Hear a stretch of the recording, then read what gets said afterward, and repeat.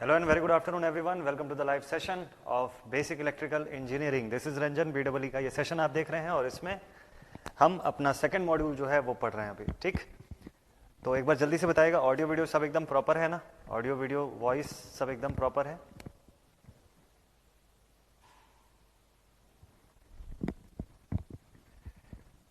ठीक है, सब एकदम ओके, मस्त. वेरी गुड आफ्टरनून विनय, जितेंद्र, वसीम, राहुल, रंजन, विवेक, चुनेश्वर, है ना, और जितने भी स्टूडेंट्स कनेक्टेड हैं आप सभी को once again very very good afternoon. चलिए सेशन शुरू करते हैं. प्रीवियस क्लास में थेवेनिन्स जो था उसका क्वेश्चन हम लोग सॉल्व कर रहे थे. ठीक है, थेवेनिन्स थ्योरम का क्वेश्चन जो था वो हम लोग बना रहे थे. ठीक, आई होप जो होमवर्क क्वेश्चन था वो आप लोगों से बना होगा. ठीक है, इन केस अगर डाउट होगा तो बताइए. और नया क्वेश्चन सीधे मैं आपके साथ अभी लेने वाला हूं थेवेनिन्स का. उसके बाद फिर नॉर्टन्स थ्योरम तुरंत ही शुरू कर लेंगे. लेकिन इंपॉर्टेंट थिंग ये है कि आज VTH वाले क्वेश्चन थोड़े ज्यादा रहेंगे. ठीक है, आज फटाफट से हम लोग सिर्फ VTH का जो पार्ट है वो कैलकुलेट करेंगे. बैक टू बैक अभी मैं कुछ क्वेश्चंस और बनाने वाला हूँ, उसका अभी सॉल्व करते हैं. ठीक, वेरी गुड आफ्टरनून डियर राग ज्योति. और कुछ MCQ क्वेश्चंस भी आप लोगों के लिए, तो वो MCQ क्वेश्चंस भी अभी देखेंगे. ठीक है, चलिए शुरुआत करते हैं फ्रॉम थेवेनिन्स थ्योरम.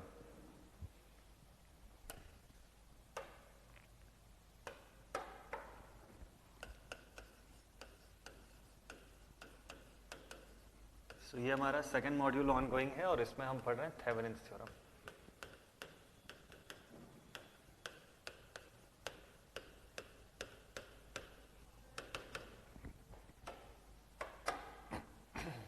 ठीक है, चलिए देखते हैं.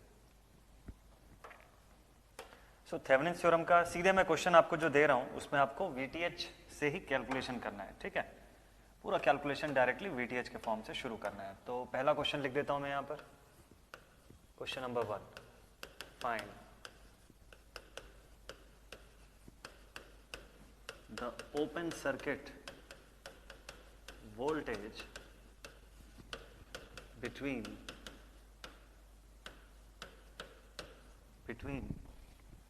A and B.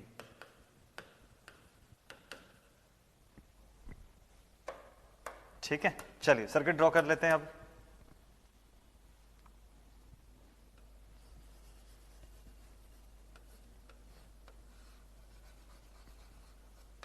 Late us suppose आपको इस सर्किट में VTH इस जगह पे फाइंड करना है. ये A और B पॉइंट है. This is point A and this is point B.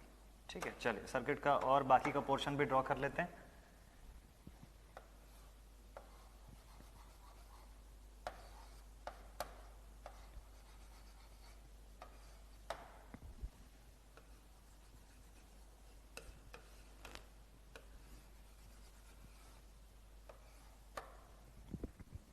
ये इतनी सर्किट है ना. एलिमेंट्स की वैल्यू लिख लेते हैं. Let us suppose this is 5 volts, 2 ohm, 3 ohm, 1 ohm, 2 volt, 3 volt, 6 ampere, 2 ohm, 1 ओम,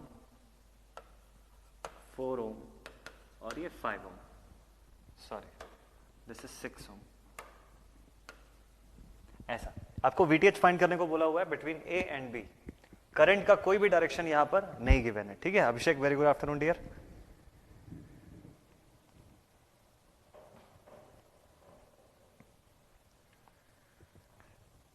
है ना, Nayan to you also dear.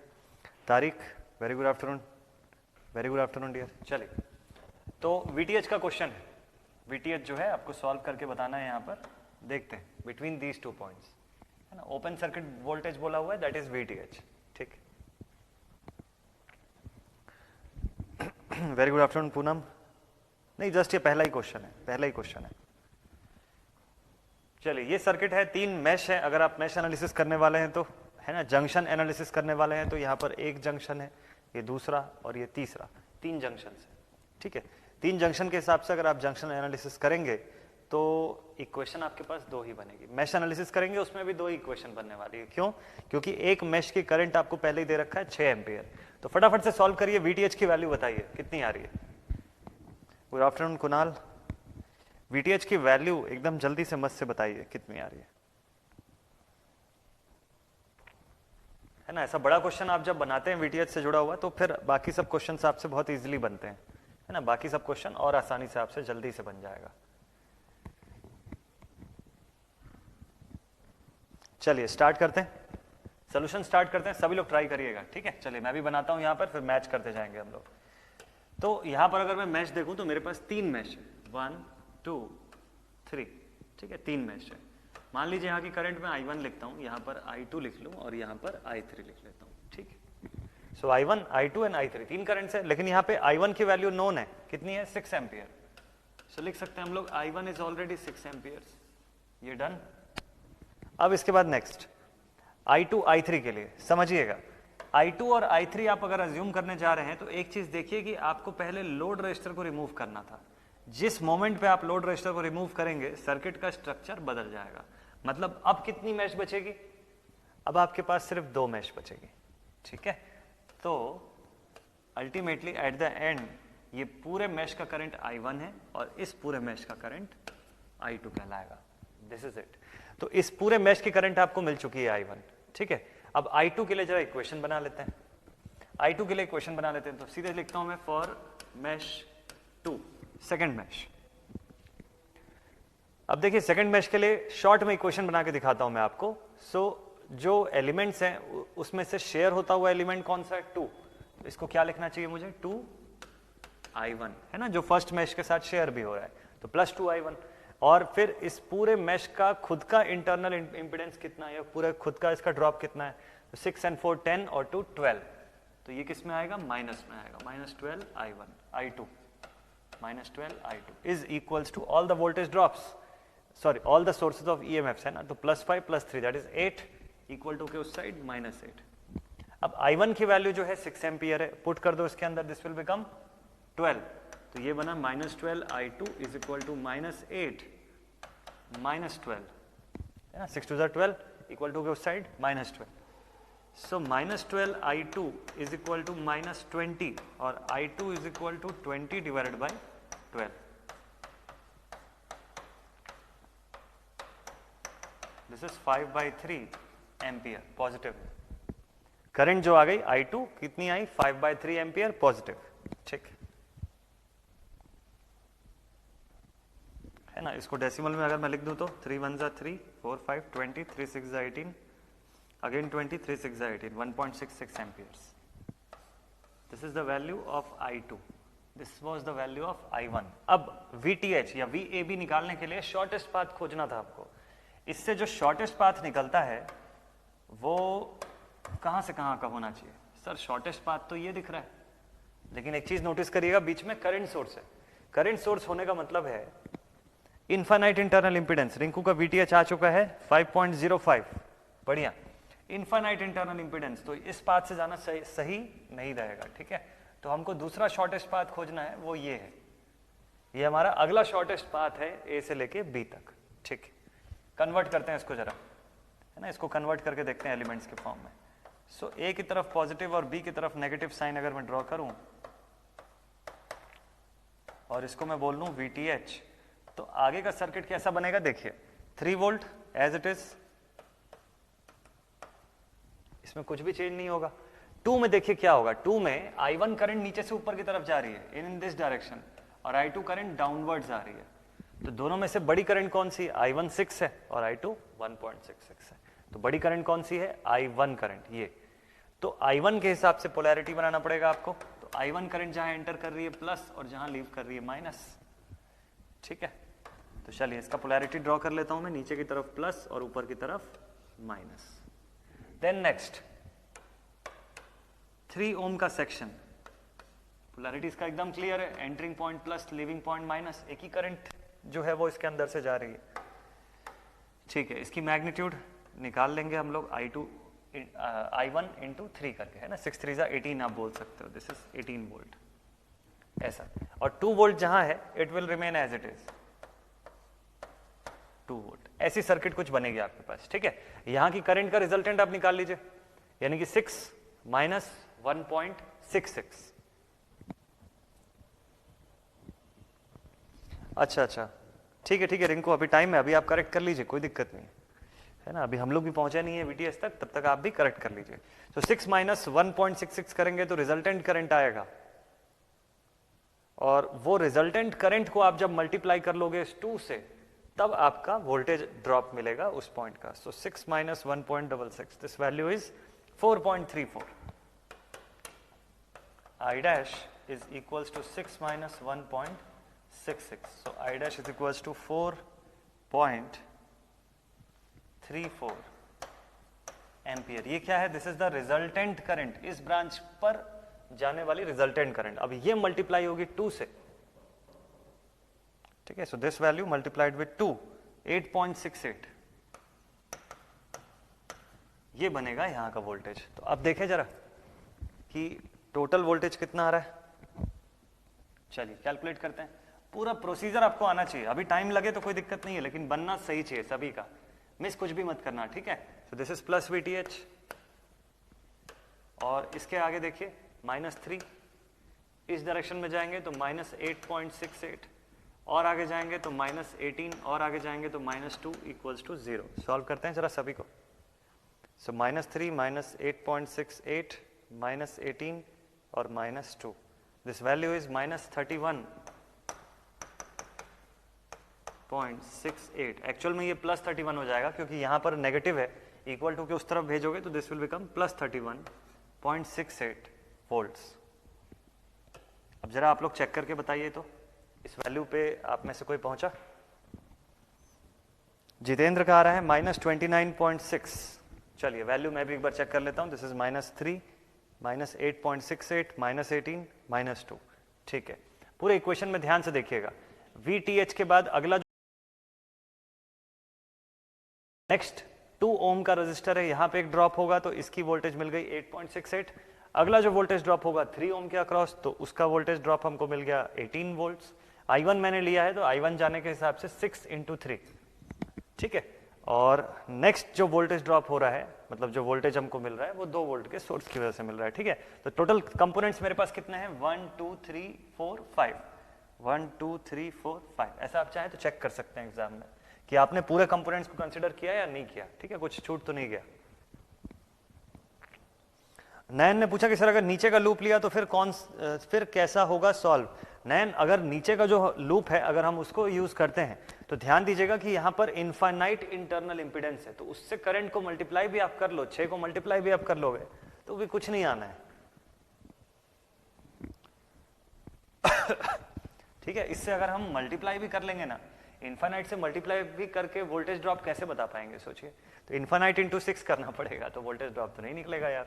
तो इसीलिए जब भी करंट सोर्स आपके पाथ में आए तो उसका कभी भी नहीं कोशिश करते हैं कि हम कोई दूसरा पाथ ले लें, कोई दूसरा शॉर्टेस्ट पाथ जो है वो अज्यूम कर लें, ठीक है। उसके थ्रू वोल्टेज ड्रॉप निकालना डिफिकल्ट पार्ट होता है, ठीक है। आ गया VTH, पॉजिटिव आया सभी का। तो ये एक क्वेश्चन था, देखते चलिए, सब लोग मस्त बनाते जाइए, है ना। कहीं पे भी डाउट हो तो बताइए। अच्छा, I1 आपने 6 ले लिया है ना? हाँ, तो मैंने भी तो I1 6 ही लिया, ये तो है, ये देखिए I1 तो मैंने भी 6 लिया, ये पूरा I1 है।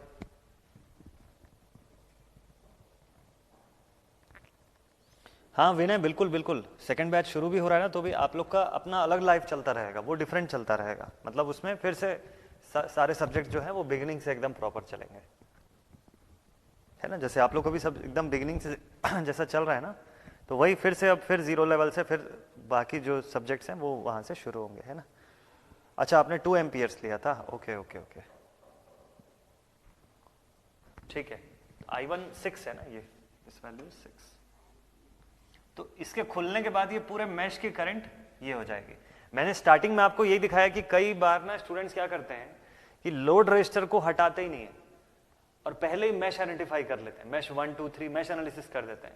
बाद में उनको याद आता है कि अच्छा VTH निकालने के लिए तो लोड को हटाना था ना, और वो जो 2 मैश थी वो एक मैश बन जाती है फिर। तो ये काम नहीं करना, हमको एकदम बिगिनिंग से पता रहना चाहिए कि अगर VTH फाइंड कर रहे हो आप इन 2 पॉइंट्स के बीच में, तो एकदम शुरुआत से मैश एनालिसिस नहीं या नोडल नहीं, आपको पहले तो उस एलिमेंट को, उस रजिस्टर को, लोड रजिस्टर को हटाना होता है ना वहां से। फिर अभी बताइएगा एक बार, क्या सब लोग इस आंसर पे पहुंचे या नहीं पहुंचे? सभी का सॉल्व हुआ क्या? और देख के नहीं सॉल्व करना है, सब अपने से सॉल्व करना है। यस, बढ़िया।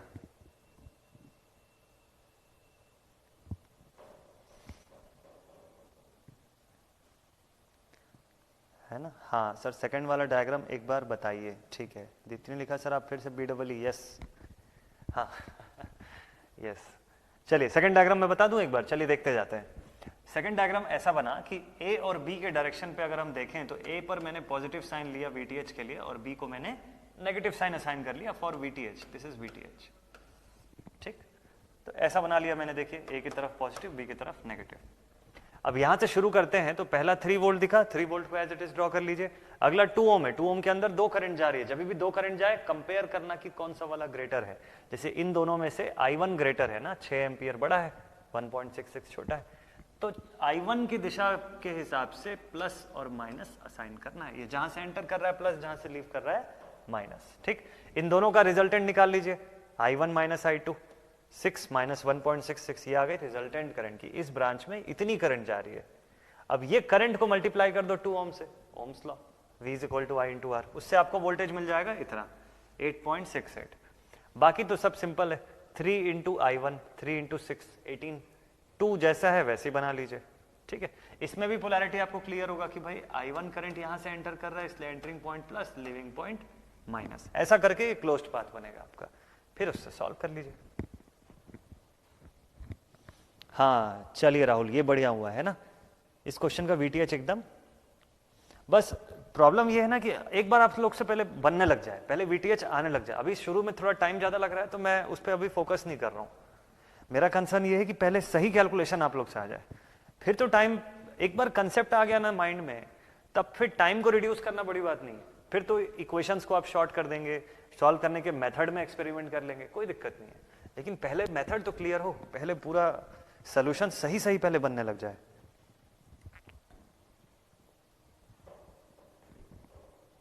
चलिए ये क्वेश्चन अगर हो गया तो नेक्स्ट क्वेश्चन पे चलते हैं। आई होप ये क्वेश्चन आप लोग का कंप्लीट हो गया होगा। अगला सवाल आ रहा है बोर्ड पर, फिर से VTH फाइंड करना है। ठीक है, 3-4 क्वेश्चन अभी बैक टू बैक पूरा VTH निकालना है आपको। अलग अलग शेप का, अलग अलग टाइप का सर्किट होगा, सभी में आपको VTH फाइंड करना होगा। Find VTH।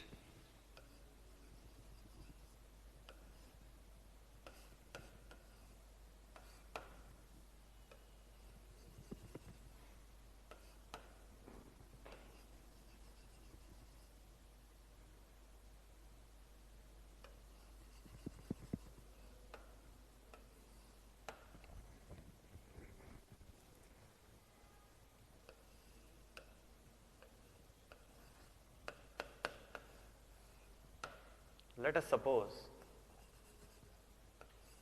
ये सर्किट है आपके पास,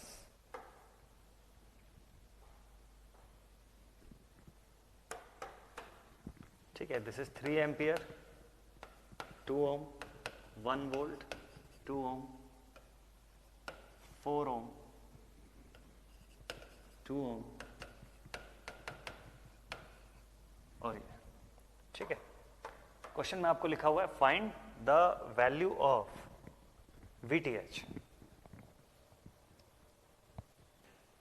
अच्छा विवेक ने लिखा कि सर KCL से अच्छा KVL लगने लग गया है।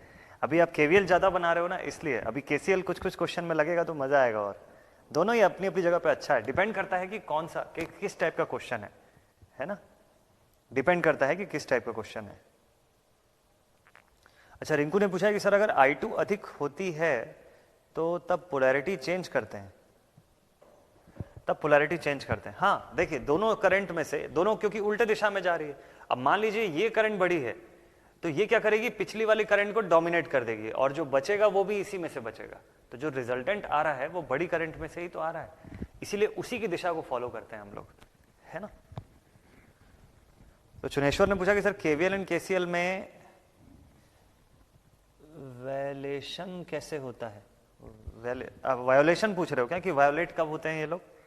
तो सिंपल सा थिंग है, एक तो डिस्ट्रीब्यूटेड नेटवर्क पे दोनों नहीं काम करते हैं, दोनों ही कंडीशन पे वायोलेट हो जाते हैं। दूसरा, अगर सपोज कर लीजिए कि आपके नेटवर्क्स जो हैं, है ना, अगर आपके नेटवर्क में कोई मैश ही नहीं बनता है, मैश का फॉर्मेशन ही नहीं हो रहा है, यानी कि ओपन सर्किट है, तो KVL नहीं लगेगा।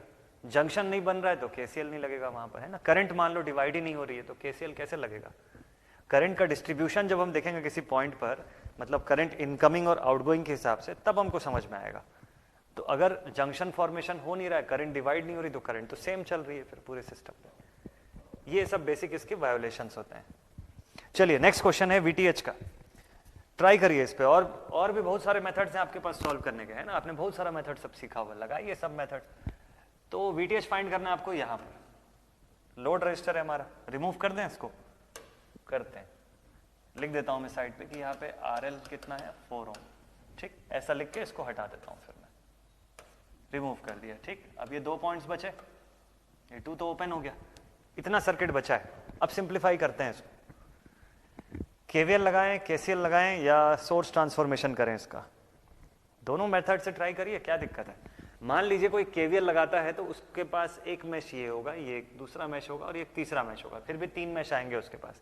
एक मैश की करंट उसको मिल जाएगी -3 एम्पियर, तो 2 मैश उसको सॉल्व करना पड़ेगा। ये एक तरीका है। दूसरा ये कि अगर मैं सोर्स ट्रांसफॉर्मेशन लगा दूं, तो कैसा होगा। अगर देखिए इन दोनों को, इसको एक प्रैक्टिकल सोर्स बना के मैं वोल्टेज सोर्स में कन्वर्ट कर लेता हूं, तो मैं लिखूंगा V = I × R, यानी कि 3 × 2 दैट इज इक्वल टू 6। ये सोर्स ऐसा दिखेगा, ये 2 ओम और ये 3 2 6 वोल्ट्स, ऐसा बन गया। ठीक है, फिर ये वोल्टेज है 2 ओम, 4 ओम और कुछ यहां पर 2 ओम, ऐसा। इतनी सर्किट आ गई मेरे पास। ठीक है, अगर मैं यहां पे केसीएल लगाऊं, अब इसके बाद केसीएल लगाऊं, आधा आधा दोनों चीज कर सकते हैं ना हम लोग, हाफ दोनों मेथड लगा सकते हैं। जरूरी थोड़ी ना कि पूरे में केवीएल लगाना है, तो शुरू केवीएल से किया तो अंत भी केवीएल से करेंगे, या स्टार्ट सोर्स ट्रांसफॉर्मेशन से किया तो एंड भी सोर्स ना, जरूरी नहीं है ना। क्योंकि देखिए अब यहाँ पे दोबारा से प्रैक्टिकल सोर्स बन नहीं रहा है मेरे पास, ये तो वही है। इसको मैं कन्वर्ट भी कर दूंगा तो फिर से क्वेश्चन का पार्ट आ जाएगा, इसको दोबारा कन्वर्ट करने में कोई फायदा नहीं है। यहां पर इसके साथ सीरीज में अगर ये होता तो कोई बात बनती, बट ये सीरीज में तो है नहीं। ये अकेला एक इंडिपेंडेंट वोल्टेज सोर्स है, आइडियल वोल्टेज सोर्स है। आइडियल सोर्स पे सोर्स ट्रांसफॉर्मेशन लगा नहीं सकते हैं, लेकिन एक चीज कर सकते हैं, ये कितने का है, दिस इज ऑफ 1 वोल्ट। ठीक है, बाकी सब तो है एज इट इज। यहां पर अगर मैं जंक्शन एनालिसिस कर लूं तो कुछ बात बनेगी। यहां का वोल्टेज मैं VA बोल देता हूं और यहां का वोल्टेज बोल लेते हैं VB, यहां पर बोल लेते हैं V0 = 0 वोल्ट्स, V0 = 0 वोल्ट। ये चीज कर सकते हैं, VB निकाल भी सकते हैं। चलिए देखें क्या क्या आंसर आ रहा है, जल्दी से बताइएगा। वसीम का आंसर आ रहा है 4/4.5, ऋतिक का आंसर आ रहा है 2/3। तो नयन ने लिखा कि सर यहां पे तो केवीएल इनवैलिड है ना सर।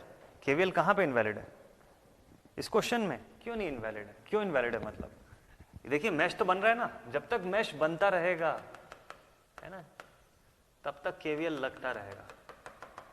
मैश है, यहां नहीं है, वहां नहीं लगेगा केवीएल, बाकी सब जगह तो है ना वैलिड।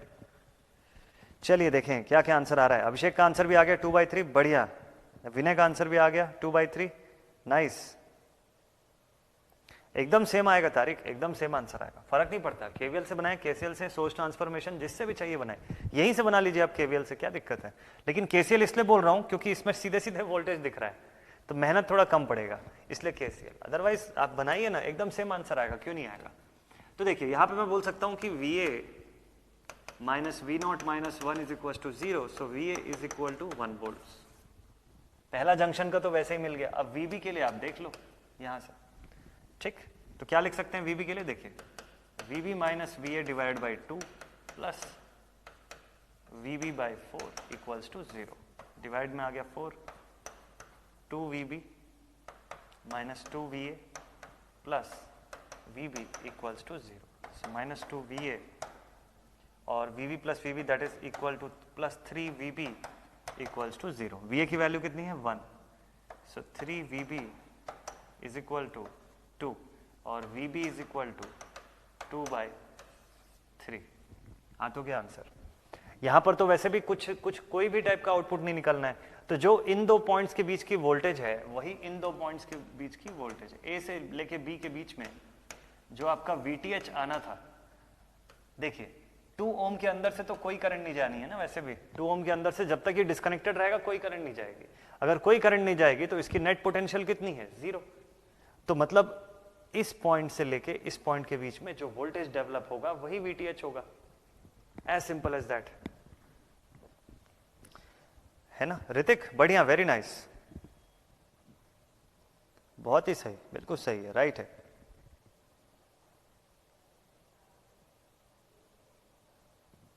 है ना। केवीएल से और आसान था, बस लास्ट में करंट निकालना पड़ा, है ना, अभिषेक ने लिखा, वेरी नाइस। तो आप लोग अपने अकॉर्डिंग कोई भी मेथड लगा सकते हैं यार, कोई भी मेथड आप अपने अकॉर्डिंग फाइंड करके लगा सकते हैं, ठीक है। आप केवीएल से भी सॉल्व करिए ना, देखिए वैसे भी यहाँ की एक ही अलग इंडिपेंडेंट इक्वेशन बनेगी, I2 का I1 के साथ कोई लेना देना ही नहीं रहेगा, क्यों, क्योंकि यहाँ पर कोई एलिमेंट, कोई वोल्टेज ड्रॉप वाला कोई चक्कर है ही नहीं। तो ये जो सोर्स है इंडिपेंडेंटली इसमें और इसमें अलग अलग इक्वेशन के फॉर्म में सॉल्व हो जाएगा। तो आप इसमें केवीएल, केसीएल, जो मेथड चाहिए उससे आप बनाइए। इंपॉर्टेंट है कि VTH आपका, हाँ बिल्कुल सही दीप्ति, वेरी नाइस, कि बस 4 के पास से जो करंट जा रही है हमें बस उससे मतलब है, राइट, एग्जैक्टली। तो यहां पर जो करंट जा रही है ना, बस इतना ही चाहिए आपको, और उससे ज्यादा कुछ नहीं, ठीक है, क्योंकि 2 में तो वैसे भी कुछ नहीं जाना है। तो क्या इस क्वेश्चन का VTH सभी का आ गया। अब VTH निकालने का सिंपल सा तरीका क्या हो गया कि अगर मैं KCL की बात करूं, क्योंकि इस क्वेश्चन में KCL लगाएं, अभी तक के सारे क्वेश्चन में हम लोग KVL पे चल रहे थे, अभी इस बार KCL और सोर्स ट्रांसफॉर्मेशन दोनों लगा दिए इसके अंदर, ठीक है। तो VTH बोलने का मतलब है कि VB से लेके V0 के बीच का जो वोल्टेज है इन दो पॉइंट्स के बीच का, वही है VTH। वैल्यू आ गई 2/3, दिस इज आवर VTH। ये सबका बना क्या, यही आंसर आ रहा है क्या सबका। अच्छा, VA जंक्शन पे एक बार और KCL बताऊं। हाँ देखिए ऋषभ, VA जंक्शन पे ना ये KCL में हम लोगों ने एक सेकंड वैरायटी पढ़ा हुआ था, टाइप 2। KCL के टाइप 2 में पढ़े थे कि जब भी कोई इंडिपेंडेंट सोर्स एक एक्टिव जंक्शन से लेके एक रेफरेंस जंक्शन के बीच में अवेलेबल होती है, एक प्रिंसिपल नोड से रेफरेंस नोड के बीच में अगर आ गई कोई इंडिपेंडेंट वोल्टेज सोर्स बिना किसी रेजिस्टेंस के, तो सीधे सीधे हम बता देते हैं कि ये वोल्टेज इस जंक्शन की पोटेंशियल है, ये जो पूरा 1 वोल्ट है ये इसी जंक्शन का वोल्टेज है, बस। तो अब कैसे इसको बस लिखना है अरेंज करके, तो कैसे अरेंज करके लिखेंगे, यहां और कोई इक्वेशन नहीं बनेगी, और बेसिकली ये KCL इक्वेशन नहीं KVL इक्वेशन के फॉर्म में मैंने लिखा है। इसको अगर आप ध्यान से देखेंगे ना तो ये KVL है, ये KCL नहीं है। यहां मैंने वोल्टेजेस का इक्विवेलेंट बना के उसको 0 से इक्वेट किया हुआ है, तो मैंने वोल्टेज राइज और ड्रॉप का कंडीशन लेके उसको इक्वेट किया है 0 से। तो ये KCL में थोड़ी ना करते हैं, ये तो KVL में करते हैं हम लोग, है ना। तो मैंने क्या किया, लिखा VA माइनस V0, फिर जो भी इसकी पोलैरिटी के हिसाब से जो डायरेक्शन थी, क्योंकि मैं तो करंट को आउटगोइंग ही ले रहा हूं हर केस में, so -1 equals to 0, so therefore VA is equals to +1। ये आपका आ गया, आप इसको VB वाली इक्वेशन के अंदर पुट कर दीजिए, एकदम एक्यूरेट आएगा, कोई काट नहीं सकता आपके आंसर को, एकदम करेक्ट आएगा। आप KVL लगा के भी सॉल्व करिए, आप पूरा सोर्स ट्रांसफॉर्मेशन से भी करिए, हालांकि इसके आगे तो सोर्स ट्रांसफॉर्मेशन होगा नहीं अब, तो आप किसी भी मेथड से करिए, सेम आपका आंसर आएगा, है ना। आपका भी आ गया, दुर्गानंद का भी आ गया 2/3 वोल्ट्स, बहुत ही बढ़िया, पूनम का भी आ गया, स्वाति का भी आ गया। चलिए नेक्स्ट क्वेश्चन पे चलते हैं। फिर बन रहा है आप लोगों से VTH, सोर्स ट्रांसफॉर्मेशन लगा के भी बन रहा है, KVL KCL से भी बन रहा है। देखते हैं अगर इस क्वेश्चन में और बाकी क्वेश्चन में भी और बना तो फिर 1-2 क्वेश्चन करके नेक्स्ट थ्योरम पे लेके चलूंगा आपको।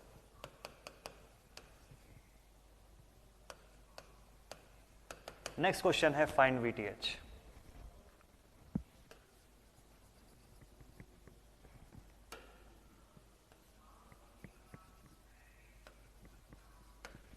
ये क्वेश्चन है जिसमें आपको VTH फाइंड करना है।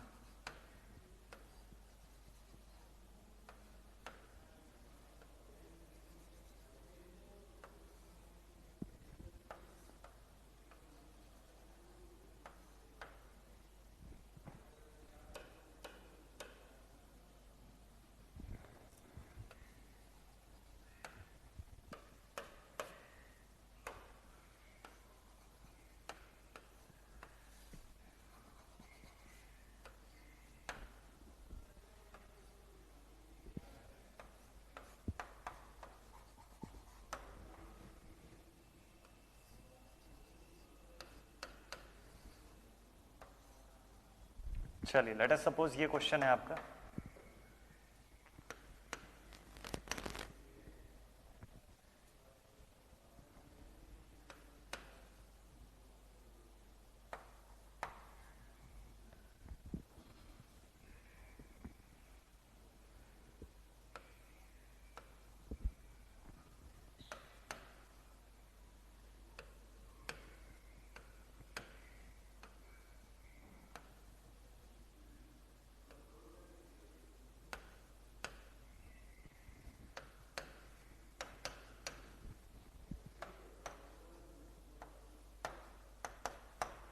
ठीक है, ये आपका टोटल क्वेश्चन है और इस सवाल में आपको बहुत अच्छे से सोच समझ के VTH की वैल्यू फाइंड करनी है ना। इसमें जो शॉर्टेस्ट पाथ लेंगे एकदम प्रॉपरली देख के बनाना है ना। इसमें जो शॉर्टेस्ट पाथ आप लेंगे एकदम बढ़िया से प्रॉपरली देख के आपको सॉल्व करना है, अदरवाइज मिस्टेक हो सकता है।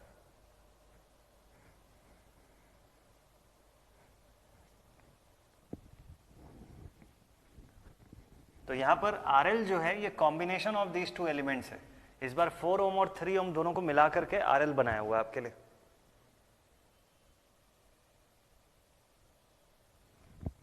तो RL फाइंड करने के समय आपको थोड़ा सा ध्यान देना पड़ेगा कि 2 रेजिस्टेंस का कॉम्बिनेशन है इस बार RL। तो सभी लोग स्टार्ट कर लीजिए सॉल्व करना मस्त। देखते हैं इस क्वेश्चन में VTH किसका आता है सबसे पहले।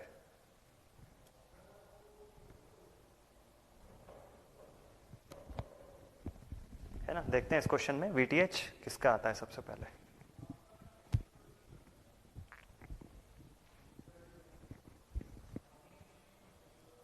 RL is the combination of 4 ohm and 3 ओम। वैसे नॉर्मली बोला जाए तो आप इसमें कोई खास डिफरेंस नहीं है, आप इसको ऐड करके 7 ओम बना के लिखेंगे और क्या, इससे ज्यादा क्या डिफरेंस होगा, है ना। 4 और 3 को अलग अलग करके दिया हुआ है,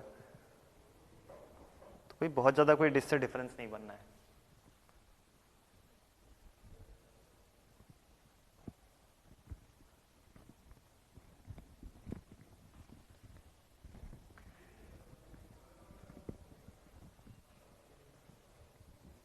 सबसे ऊपर 2 ओम है, यस, ये दिस इज 2 ओम।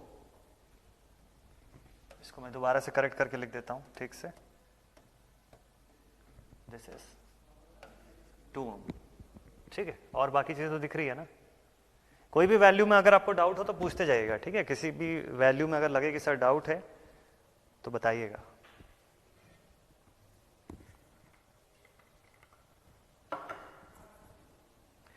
सभी लोग सॉल्व करिए और क्या अप्रोच कर रहे हैं बताइएगा अगर हो सके तो, कि कहाँ से शुरू कर रहे हैं। पहले KVL लगा रहे हैं, KCL लगा रहे हैं। अगर KVL लगाने जाएंगे तो आपको कितने मैश दिखेंगे, इसको रिमूव करने के बाद ये पूरा एक मैश बन जाएगा, ठीक है, और ये जो पूरा हिस्सा है ये दूसरा मैश बन जाएगा।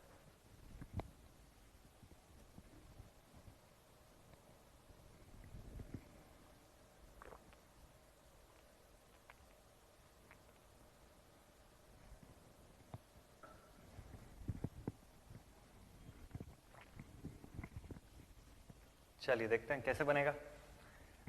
तो सबसे फर्स्ट स्टेप, पहला स्टेप ये है, रिमूव द लोड रेजिस्टर। 4 और 3 7 ओम, यहां और यहां से हटा दिया मैंने, ठीक है।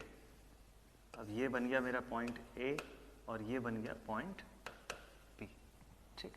लिख देता हूं साइड पे कि RL की वैल्यू जो है इट इज 7 ओम। इसको अभी थोड़ी देर के लिए हमने हटाया हुआ है। अब कितने मैश बने, this is first mesh, this is second mesh, 2 mesh आ गए। शॉर्टेस्ट पाथ अगर मैं देखने जाऊं तो A से B तक का ये दिखता है सबसे छोटा रास्ता, सबसे शॉर्टेस्ट पाथ यही दिखता है। हाँ, मैश 1 के अंदर वोल्टेज सोर्स अपना खुद का कुछ भी नहीं है ना साक्षी, ठीक है। मैश 1 के अंदर कोई वोल्टेज सोर्स नहीं है। चलिए, तो अगर मैं मैश एनालिसिस करूं, कोई स्टूडेंट अगर KVL से सॉल्व करना चाह रहा होगा तो उसके पास 2 मैश दिखेंगे उसको, ठीक है। इसे हटाने के बाद 2 मैश I1 एंड I2। चलिए, मैश I1 के बारे में अगर मैं लिखूं मैश 1 के बारे में तो कैसे लिखेंगे, फॉर मैश नंबर 1 कैसे बनता है शॉर्टकट इक्वेशन, एकदम मस्त वैसी बनाइएगा। कैसे बनेगा देखिएगा, ये पूरा क्लोज्ड पाथ है, इस पूरे क्लोज्ड पाथ के अंदर कोई वोल्टेज सोर्स तो है नहीं, तो इसके सारे एलिमेंट्स को जोड़ देते हैं, ऐड कर देते हैं। 2 and 2 4 और 4 8, 9 10 और 9 19 और 1 20, तो कितना बनेगा -20i1। ठीक, अब आपको ये देखना है कि दूसरे मैश के साथ इसका कौन कौन सा ब्रांच शेयर हो रहा है।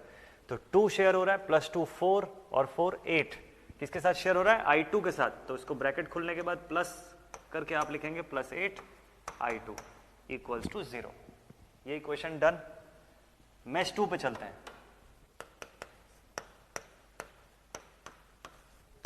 मैश 2 में क्या हो रहा है भाई? देखिए मैश 2 के अंदर आपको देखना पड़ेगा कि मैश 1 से क्या क्या शेयर हुआ था। तो लिखेंगे 2 and 2 4 and 4 8, लेकिन इस बार +8i1 बनेगा। और i2 का टर्म कितना होगा? जितने एलिमेंट्स है सबको जोड़ दीजिए एक साथ। तो 4 and 2 6 और 2 8 और 2 10 और 1 11, so -11i2 equals to all the voltage sources -10 + 3, कितना बचा? -7, इक्वल टू के उस साइड जाएगा तो बन जाएगा +7। दो इक्वेशंस आ गई हमारे पास, करते हैं सॉल्व।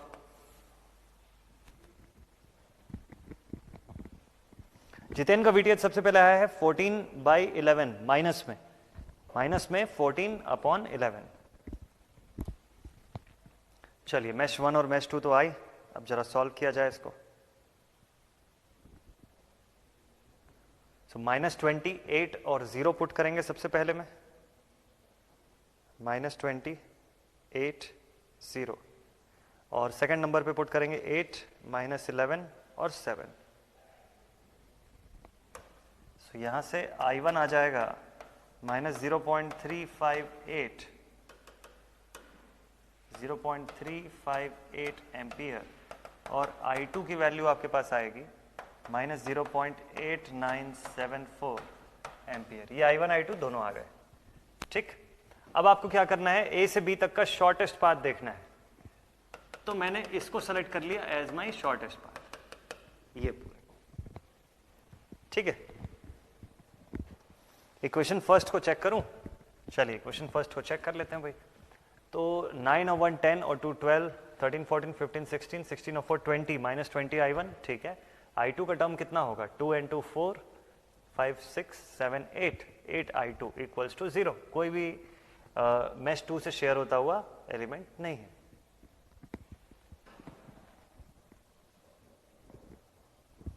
है ना?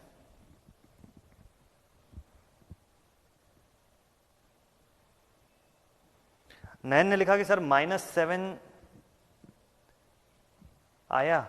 -7 कहां पे आया इसमें? देखें जरा, -10 + 3 कितना हुआ? -10 + 3 -7, और इक्वल टू के उस तरफ जाने के बाद तो +7 बन जाता है। नहीं,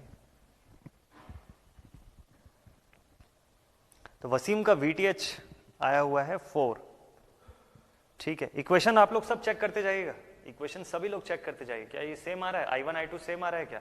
फिर उसके बाद VTH निकालने का कोई मतलब होगा। तो VTH निकालने के लिए अगर आप पोलैरिटी लेंगे तो आपको सबसे पहले इस डायरेक्शन में जाएंगे, प्लस इधर दिखेगा, माइनस इधर। वैसे ही 1 में भी प्लस माइनस मिल गया आपको। 2 में जब जाएंगे तो आपको I1 I2 में कंपेयर करना पड़ेगा कि दोनों में से ग्रेटर करंट कौन सी है। तो आप देखेंगे I1 ग्रेटर है, I1 ज्यादा बड़ा है, तो I1 के हिसाब से पोलैरिटी बनाएंगे तो ऐसा बनेगा प्लस माइनस। हाँ ऋषभ, बिल्कुल कर सकते हैं और एकदम सेम आंसर आएगा, कोई डिफरेंस नहीं रहेगा। आप नीचे वाले पाथ को भी ले सकते हैं, सेम आंसर आएगा, करके देखिए। इनफैक्ट मैं ऊपर वाले पाथ से बना रहा हूं, आप अपोजिट पाथ से बनाइए, कोई दिक्कत नहीं। करंट बस प्रॉपर अज्यूम करिएगा और आंसर हम लोग फिर मैच करेंगे आखिरी में। ये तो करना ही चाहिए ना, मतलब तब तो हमको कॉन्फिडेंस आएगा कि हाँ नहीं और मल्टीपल तरीकों से बनेगा, है ना। तो ये मतलब ये 1-2 स्टूडेंट्स ऐसा कर सकते हैं इस टाइप से। चलिए तब तक मैं इसका सॉल्व करके जल्दी से आंसर तक पहुंचाता हूं, ठीक है, फिर देखेंगे। तो अगर VTH इस डायरेक्शन में लेता हूं और A की तरफ पॉजिटिव और B की तरफ नेगेटिव दिखा रहा हूं मैं, तो उस हिसाब से VTH ऐसा दिखेगा, ठीक है। अगर यहां पर A बना हुआ है और यहां पर B है, ठीक है। नेक्स्ट एलिमेंट, पहले सभी एलिमेंट्स को पोलैरिटी के साथ ड्रॉ कर देते हैं, फिर वैल्यू निकालते रहेंगे आराम से।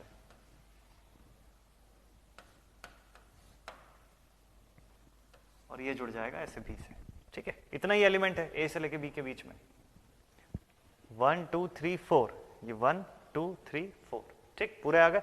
अब देखिए आपको करना क्या है, I1 into 2 सॉरी, I1 की वैल्यू कितनी है, -0.3 0.358 इंटू 2, दिस वैल्यू इज 0.716, लेकिन माइनस में।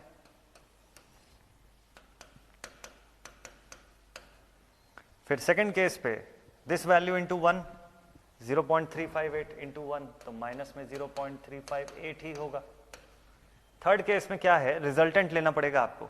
Resultant current I dash is equal to I1 minus I2। क्यों? क्योंकि मैंने बताया कि I1 की वैल्यू ग्रेटर है, I2 छोटा है।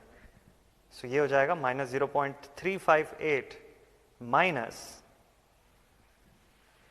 अगेन माइनस यानी प्लस 0.8974। तो वैल्यू आ गई आपके पास करंट की, करंट I डैश की वैल्यू आई 0.5394 एम्पियर्स। ऐसा इसको मल्टीप्लाई करेंगे आप 2 के साथ, तब आएगा आपका एक्चुअल आंसर। तो ये वैल्यू आ गई 1.078।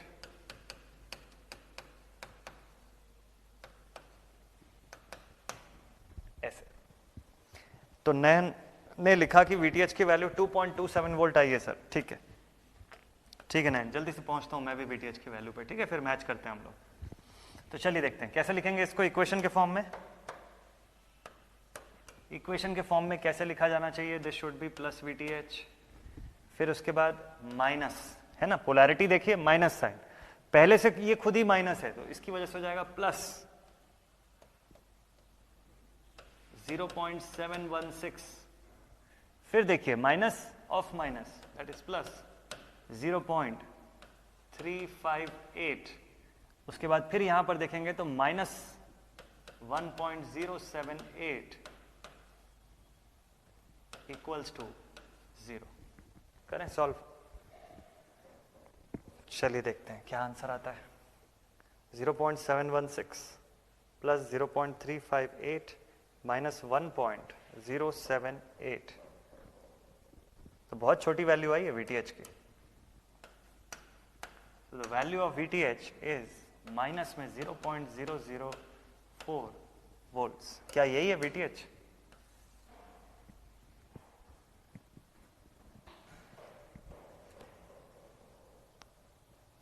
क्या VTH यही आ रहा है आप सभी का? चेक करके बताइएगा एक बार मुझे। तो देखने वाली बात है कि VTH की वैल्यू इस बार कितनी छोटी आ रही है।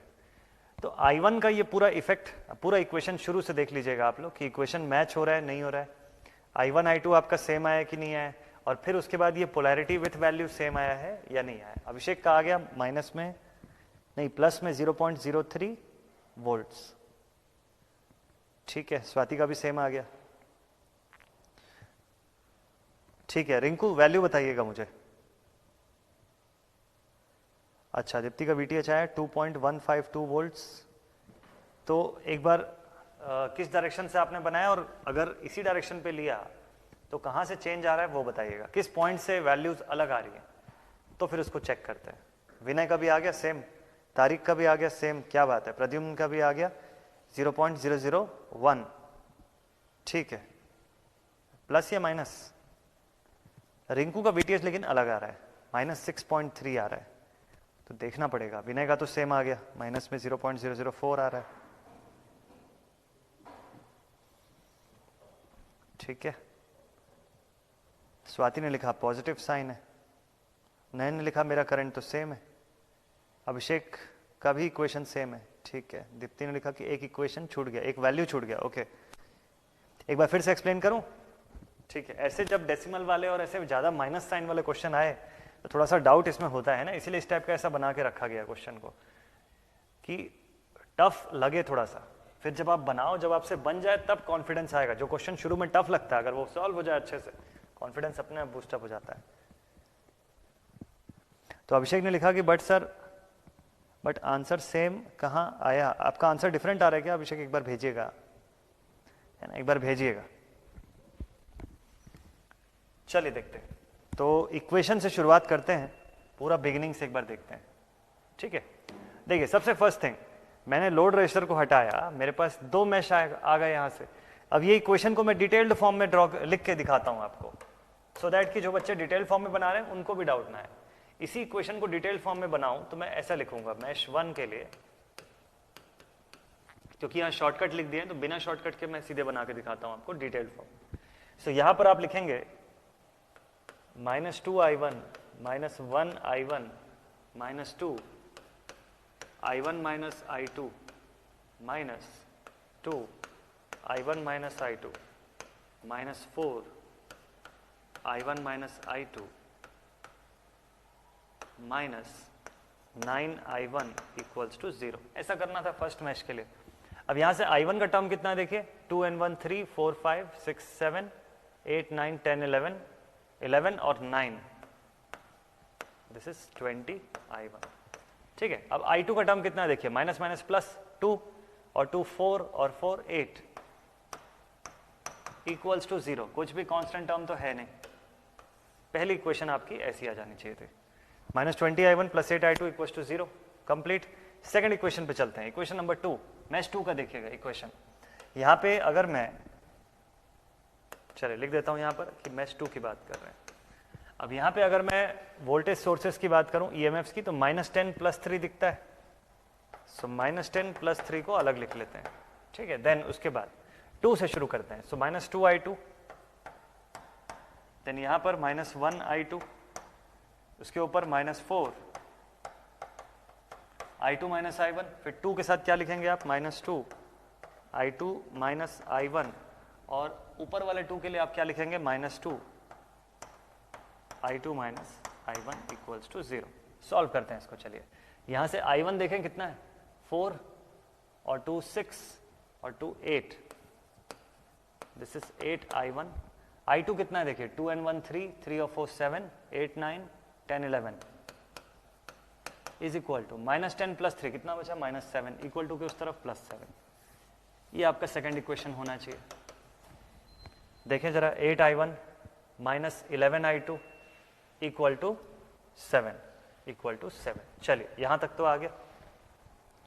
हाँ तो ठीक तो है अभिषेक, 0.03 वोल्ट आया ना, बढ़िया बढ़िया बढ़िया, वेरी नाइस। 0.03 या 0.4 ठीक है ना। अपना कितना आ रहा है, 0.004, थोड़ा सा जीरो में इधर का उधर हुआ है लगता है। चलिए कोई नहीं, करंट से पूरा एक एक वैल्यू मैच करते हैं, कहीं ना कहीं से तो गलती हुई होगी जो पकड़ में आ जाएगी। अब इसके बाद इक्वेशन पे चलते हैं जरा। ठीक है, इक्वेशन में पुट करेंगे। ओके, मेरे कैल्सी में अभी ऐड चल रहा है, तब तक आप लोग सॉल्व करिए।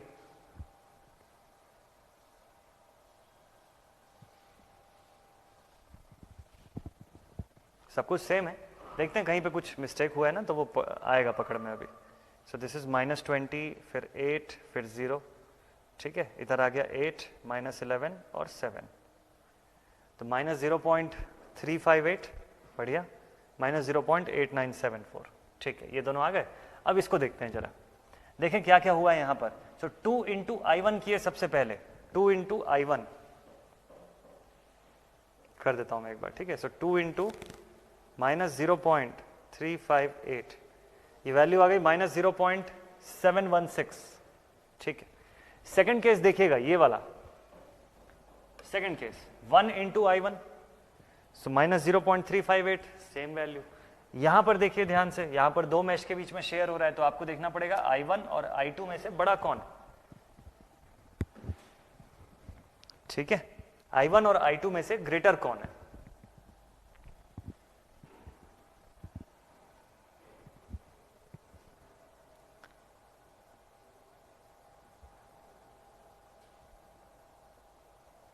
हाँ, हिराग ज्योति ने लिखा कि सर एग्जाम में तो कैल्सी नहीं यूज कर पाएंगे, एग्जाम में इतना बड़ा क्वेश्चन भी नहीं आएगा इसलिए एकदम निश्चिंत रहिए, है ना, एग्जाम में इतना बड़ा क्वेश्चन नहीं आएगा। मैं ये बड़ा क्वेश्चन आपको इसलिए करवा रहा हूँ सो दैट कि एक डिफिकल्टी का लेवल, जब आप एक बड़े डिफिकल्टी के लेवल की चीज़ों को बनाते हैं ना, यहाँ पे ये कैलकुलेशन मायने नहीं रखता है, यहाँ पे आपके इक्वेशन सॉल्व करने का स्किल नहीं देखना है मुझे ये देखना है कि आप इसमें पोलैरिटी प्रॉपर बना पा रहे हैं कि नहीं बना पा रहे हैं, उसका रिजल्टेंट बना पा रहे हैं कि नहीं, मुझे वो स्किल देखना है। तो यहाँ कोई दिक्कत नहीं है, इसलिए मैं आपको कैल्सी यूज करने दे रहा हूँ कि करो आप, बड़ा इक्वेशन बनाने दो, प्रॉब्लम नहीं है। प्रॉब्लम किस चीज़ में पता है, गलती कहाँ पे होती है, यहाँ प्लस माइनस लेने में। जब यहाँ रिजल्टेंट लेना है तो कौन सा करंट किस में से माइनस होगा, इसमें गलती होती है। प्रैक्टिस इस चीज़ की हो रही है। ठीक है, ठीक है, चलिए तो देखते हैं, यहाँ तक ये दोनों वैल्यू तो सेम आ गई। अब तीसरी वैल्यू पे चलते हैं। ठीक है, तो अब हमको चाहिए था I1 और I2 का रिजल्टेंट, क्योंकि I1 बड़ा है और I2 छोटा है। तो I1 माइनस I2 करके आप निकालेंगे यहाँ पे रिजल्टेंट करंट। रिजल्टेंट करंट की वैल्यू कितनी आ रही है देखिए 0.5394। कैसे आ रही है मैं बताता हूँ, एक बार ध्यान से देखिएगा। I1 की मैग्नीट्यूड है -0.358 और I2 की मैग्नीट्यूड है -0.8974। Minus of minus that will become plus.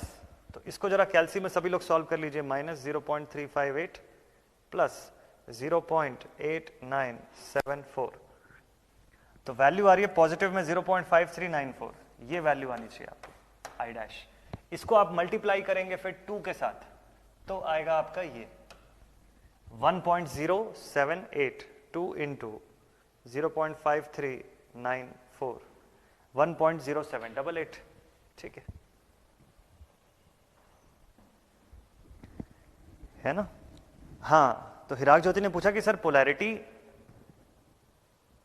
किसको कहते हैं? अच्छा, पोलैरिटी जो है, जैसे हम देखिए अभी यहाँ पे मैंने आपको बताया ना कि यहाँ पे बेटा इधर प्लस लगेगा इधर माइनस लगेगा, तो ये कई बार समझ में नहीं आता स्टूडेंट्स को ना, ये कई बार इसमें कंफ्यूज हो जाते हैं कि सर ये हो कैसे रहा है, इधर ही प्लस क्यों लग रहा है उधर माइनस क्यों लग रहा है। जैसे अब 2 में 2 करंट जा रही थी लेकिन मैंने ऊपर प्लस बनाया, कैसे बनाया? इसका रीजन क्या है? क्योंकि मैंने ग्रेटर करंट को लिया कि ग्रेटर करंट जहां एंटर करे, जो करंट बड़ी है मैग्नीट्यूड में, वो करंट जहां एंटर करेगी वहां प्लस और जहां से निकलेगी वहां माइनस, ऐसा करना है। ठीक है, हाँ भाई, तो यहां तक की वैल्यू तक तो हम लोग आ गए। ये तो जो पूरा लिखा हुआ है एज इट इज आ गया सेम। बताइए इसमें कुछ चेंज आया क्या आप लोग का? अगर ये हो गया तो फिर अब क्लॉकवाइज डायरेक्शन में सबको लिखते हैं, एक बार फिर से लिखते हैं। तो ऊपर लिखेंगे VTH, फिर यहां से लिखेंगे माइनस, पोलैरिटी एकदम ध्यान से देखिएगा, इसके डायरेक्शन के हिसाब से माइनस और मैग्नीट्यूड खुद ही माइनस में है, तो ये हो जाएगा प्लस 0.716। फिर आगे जाएंगे तो माइनस, पोलैरिटी के डायरेक्शन के हिसाब से माइनस, लेकिन इसका मैग्नीट्यूड खुद भी माइनस में है, इसलिए हो जाएगा प्लस 0.358। ठीक है, फिर इस तरफ जाएंगे तो होगा माइनस और ये प्लस में है, तो इसलिए माइनस ही रखना पड़ेगा इसको। 1.078 इक्वल्स टू 0। VTH प्लस में है ना, ये पूरे को आप सॉल्व कर लीजिए, इक्वल टू के उस तरफ जाएगा तो सॉल्व हो जाएगा, है ना, इक्वल टू के उस तरफ जाएगा तो माइनस में दिखेगा। बताइए यहां तक का पॉइंट क्लियर हुआ क्या?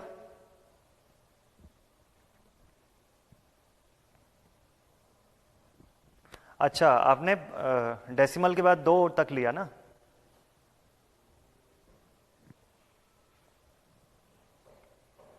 ठीक है, ठीक है। 3 डेसिमल या 4 डेसिमल भी अगर लेंगे तो थोड़ा सा डिफरेंस ज्यादा पड़ जाएगा, है ना। चलिए, सो अब इसको सॉल्व कर लेते हैं। सो 0.716 प्लस 0.358 और माइनस 1.078, फाइनल वैल्यू 0.004 सेम आ रहा है। जितेंद्र ने लिखा कि वोल्टेज सभी नेगेटिव है तो जुड़ेगा ना। देखिए ये कैसे नेगेटिव होगा, ये तो पॉजिटिव आ रहा है ना। देखिए देखिए देखिए एक बार करके, जब आपने रिजल्टेंट लिया तो रिजल्टेंट करंट आपकी आ गई पॉजिटिव, ये मल्टीप्लाई हुआ जब इस 2 के साथ तो ये 1.078 प्लस में आएगा इसकी वजह से, और पोलैरिटी इसकी जो है ऐसी दिख रही है। तो जब आप करंट लेंगे इसके अंदर, जब ऐसा फ्लो होते हुए जब डायरेक्शन लेंगे तो यहां पर ये माइनस साइन के साथ दिखेगा जितेंद्र, तो उस वजह से ये नहीं जुड़ेगा, ये इनके सम के साथ ये सब्ट्रैक्ट हो रहा है।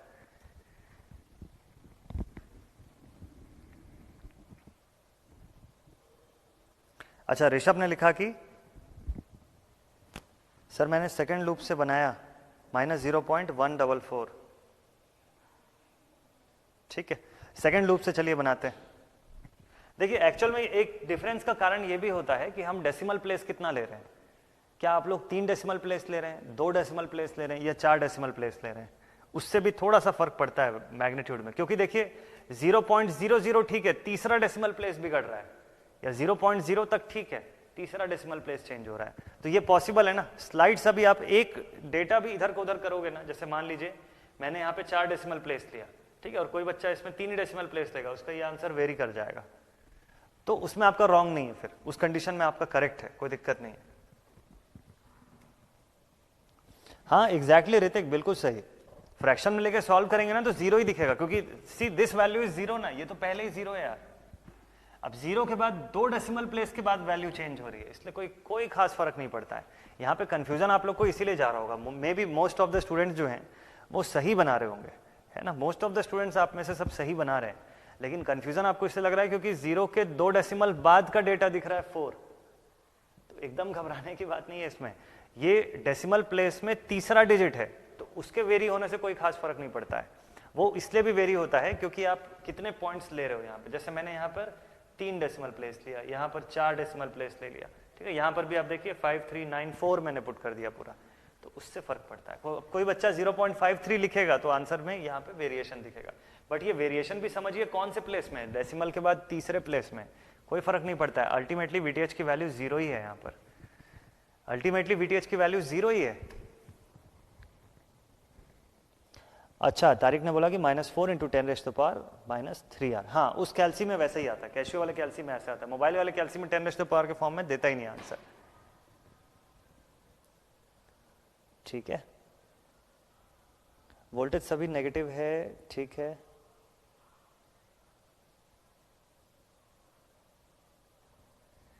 बढ़िया। एक बार रिजल्टेंट को बताऊं, नयन ने लिखा, ये रिजल्टेंट है यार नयन, तो इतना सिंपल है, देखो I1 करंट इधर जा रही है और I2 करंट ऊपर जा रही है, तो भाई रिजल्टेंट तो निकालोगे ना आप दोनों का, कैसे निकालोगे, बस यही करना था रिजल्टेंट में, I1 - I2, greater current minus lower current कर दिया मैंने।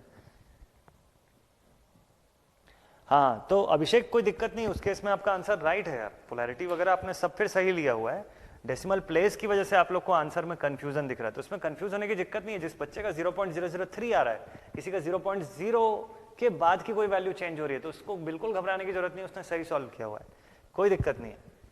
जो डिफरेंस आपको दिख रहा है ना, वो केवल और केवल इसलिए क्योंकि आपने डेसिमल प्लेस के बाद कितने नंबर्स लिए हैं।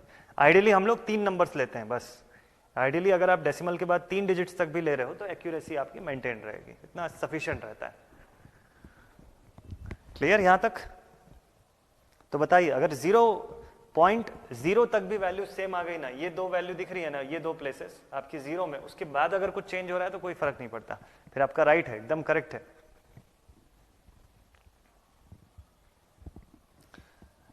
अच्छा, हिराग ज्योति ने लिखा कि सर लास्ट का वीटीएच इक्वेशन का पोलैरिटी बता दीजिए। ठीक, वीटीएच का पोलैरिटी ये वाला देखिए, ए की तरफ प्लस और बी की साइड माइनस, मैंने अज्यूम किया हुआ है ना, आप उल्टा अज्यूम कर सकते हैं, कोई दिक्कत नहीं है, नेगेटिव की जगह पॉजिटिव आ जाएगा। पूनम का भी आ गया, देखो 0.0048, बढ़िया, राइट, एकदम करेक्ट है। हाँ तारिक, सेम आंसर है यार, सेम आंसर है, राइट है ना, इसको खुद से सोचिए, क्योंकि देखिए 0.00 तो कहां पर वेरिएशन हो रहा है पता है, डेसिमल के तीसरे डिजिट पर जाकर के वेरिएशन हो रहा है, एक्चुअल में तो आंसर 0 ही हो गया ना पूरा, एक्चुअल में तो पूरा नेट वोल्टेज 0 ही हो गया। रंजन बताइए, आंसर भेजिए रंजन, क्या है आपका बताइएगा, ठीक है, और सॉल्व हुआ कि नहीं हुआ, तो मतलब बन रहा है ना आपसे, कोई इसमें कंफ्यूजन की बात नहीं है, ये तो बना नहीं है क्वेश्चन, है ना, इसमें कंफ्यूज नहीं होना कि नहीं बन रहा है, तो बन गया आप लोगों से। हिराग ज्योति ने लिखा कि सर पूरे डायग्राम का पोलैरिटी थोड़ा कंफ्यूज हो, बिल्कुल सिंपल है, करंट जहां एंटर करेगी प्लस, जहां लीव करेगी माइनस।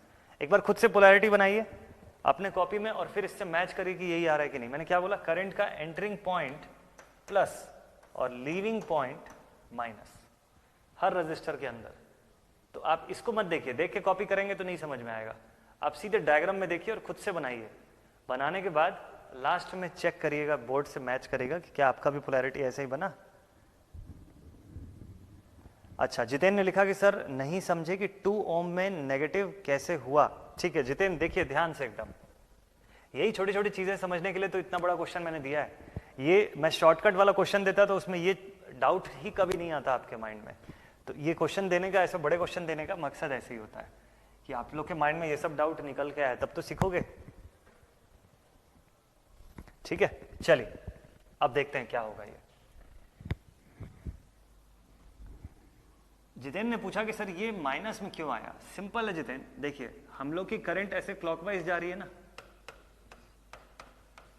ऐसे जा रहे हैं ना हम लोग क्लॉकवाइज, तो जब मैं इधर से गया तो minus of minus that is plus मिला मुझे, प्लस 0.716, फिर गया minus of minus again plus. लेकिन जब मैं इस डायरेक्शन में जाऊंगा तो ये वोल्टेज तो पॉजिटिव है ना, लेकिन डायरेक्शन क्या है मेरा, डायरेक्शन के हिसाब से हायर पोलैरिटी से लोअर पोलैरिटी की तरफ जा रहा हूं मैं, हायर पोटेंशियल से लोअर पोटेंशियल की तरफ जा रहा हूं ना, तो ये 1.078 क्या लिखा जाएगा, -1.078, यही तो हुआ है। अभी बताइए ये वाला पॉइंट समझ में आया? हाँ, अभिषेक ने लिखा कि सर आपका वाला आंसर भी पॉजिटिव होगा।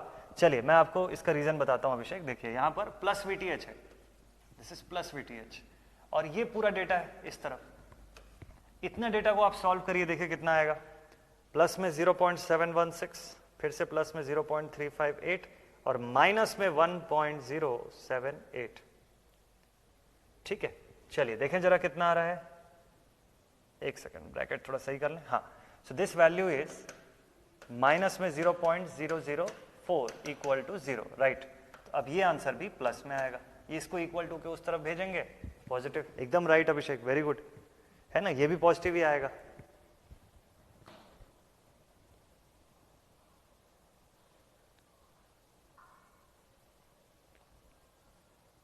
साक्षी ने लिखा कि सर आप बोले थे कि कोई भी मैश में अगर वोल्टेज सोर्स नहीं हो तो केवीएल नहीं लगा सकते।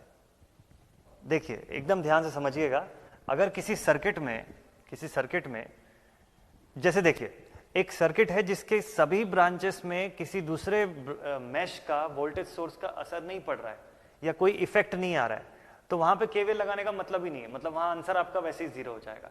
जैसे कि मैंने एक आइसोलेटेड सर्किट का एग्जांपल दिया था, ये जिस कंडीशन में जिस समय मैंने बोला था, जिस सर्किट के रिस्पेक्ट में, उस सर्किट को एक बार देखिएगा पहले। वो सर्किट इन सर्किट से थोड़ा डिफरेंट था। देखिए अगर मान लीजिए कोई ऐसा सर्किट बनाता है, सपोज कर लो कि कोई ऐसा सर्किट आपको बना के दिया, ठीक है,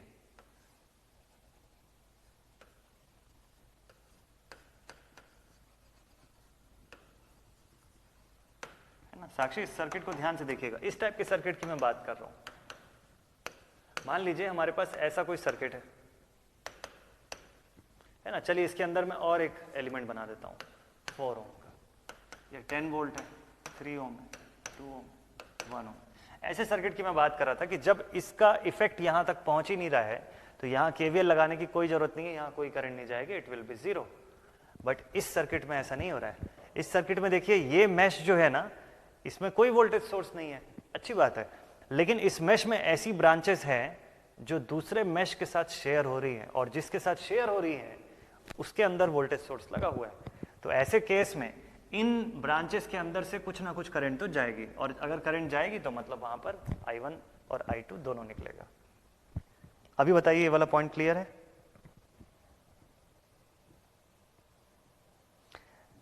हिराग ज्योति ने लिखा कि सर डायग्राम में तो -1.078 लिखा है, तो इक्वेशन में प्लस होना चाहिए ना, डायग्राम में माइनस नहीं लिखा हुआ है, आप इसको शायद गलत समझ रहे हैं। ये देखिए, ये जो वोल्टेज का सोर्स है ना, इसका प्लस और माइनस है, इसकी पोलैरिटी को दिखाया गया प्लस और माइनस में, ये थोड़ी ना माइनस है। देखिए ये तो प्लस है, 0.5394 करंट निकली, इसको 2 से मल्टीप्लाई करेंगे तो प्लस में वैल्यू आएगी, ये माइनस नहीं है। ये ध्यान दीजिएगा, ये जो सोर्स बना हुआ है ना, इस सोर्स की पोलैरिटी को मैंने दिखाया है, ऊपर प्लस और नीचे माइनस करके, इसकी जो मैग्नीट्यूड है ये तो प्लस में ही है। बताइए सबका डाउट क्लियर हो रहा है, नहीं हो रहा है?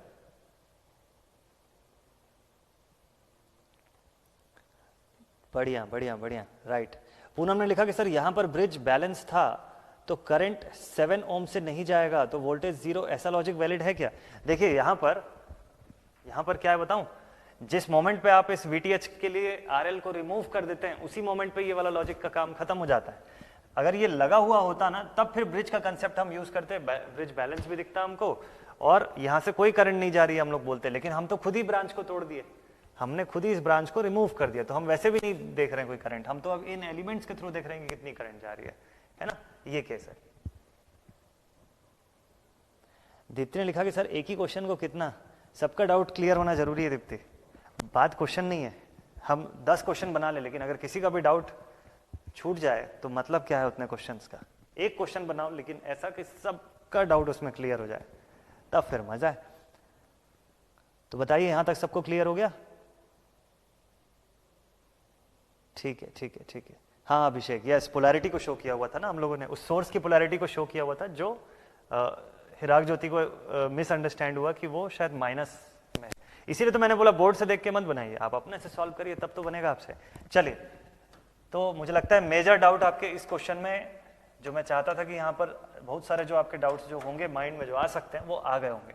अब देखते हैं, हम अगला ये लास्ट क्वेश्चन रखते हैं, देखते हैं ये आपसे अब बनेगा, ये वाला अब आपसे बन जाएगा, है ना। मोस्ट ऑफ द डाउट्स आपके इस क्वेश्चन में क्लियर हुए हैं। चलिए देखते हैं ये क्वेश्चन ट्राई करके।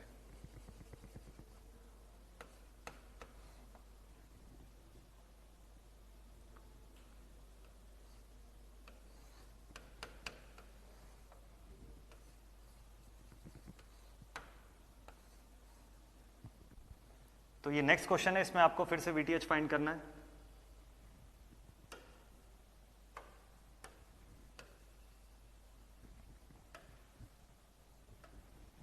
ठीक है, और आरएल जो है आपका यहां पर होगा।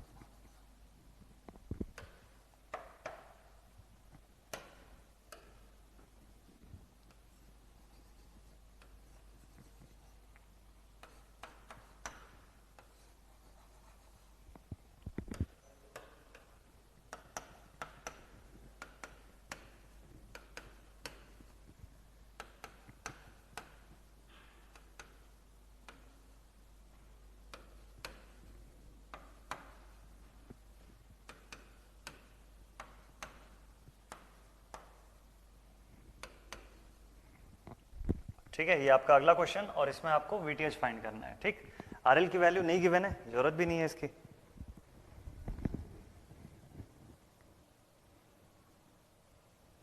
चलिए शुरू करते हैं।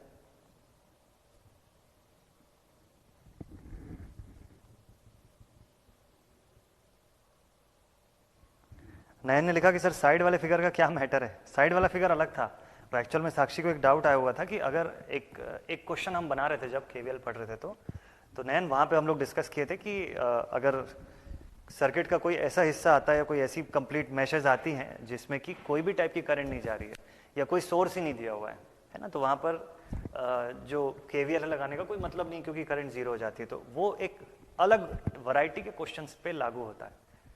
तो जस्ट मैं वही वैरायटी साक्षी के साथ डिस्कस कर रहा था कि अगर वैसा क्वेश्चन आया तब केवीएल नहीं लगाना है। अगर आपके पास कोई भी ऐसा मैश है कि भले उस मैश के अंदर तो कोई वोल्टेज या करंट का सोर्स नहीं है, लेकिन उसकी ब्रांचेस किसी ऐसे मैश से जुड़ी हुई हैं जिस मैश के अंदर एनर्जी का सोर्स अवेलेबल है, तब फिर आपको केवीएल लगेगा और I1 I2 की वैल्यू भी निकल के आएगी। ये क्वेश्चन था वो। ठीक है, चलिए तब तक आप लोग ये वाला जो क्वेश्चन है इसको बनाइए, देखते हैं। अगर इसमें वीटीएच सबका सेम आया तो नॉर्टन थ्योरम पे जाएंगे। वीटीएच अगर अलग आया आप लोगों का तो फिर एक क्वेश्चन बनाएंगे। तो मैंने आप लोगों को बोला ही था कि जब तक आप लोगों का वीटीएच अच्छे से क्लियर नहीं होता तब तक पढ़ेंगे इसको मस्त। तो भले टाइम लगा, बट एट द एंड ये होगा कि आपसे वीटीएच पूरा एकदम सॉलिड मस्त बनने लग जाएगा। एक्चुअल में ये डाउट अगर यहां पर छूट जाता ना तो ये आपको फिर से परेशान करता कब, जब मैक्स पीटी आप पढ़ते हैं। मैक्सिमम पावर ट्रांसफर थ्योरम में दोबारा फिर से वीटीएच फाइंड करना पड़ेगा, फिर वहां यही दिक्कत आएगी। तो इसलिए बेटर है कि फर्स्ट टाइम में इसको क्लियर कर लेते हैं।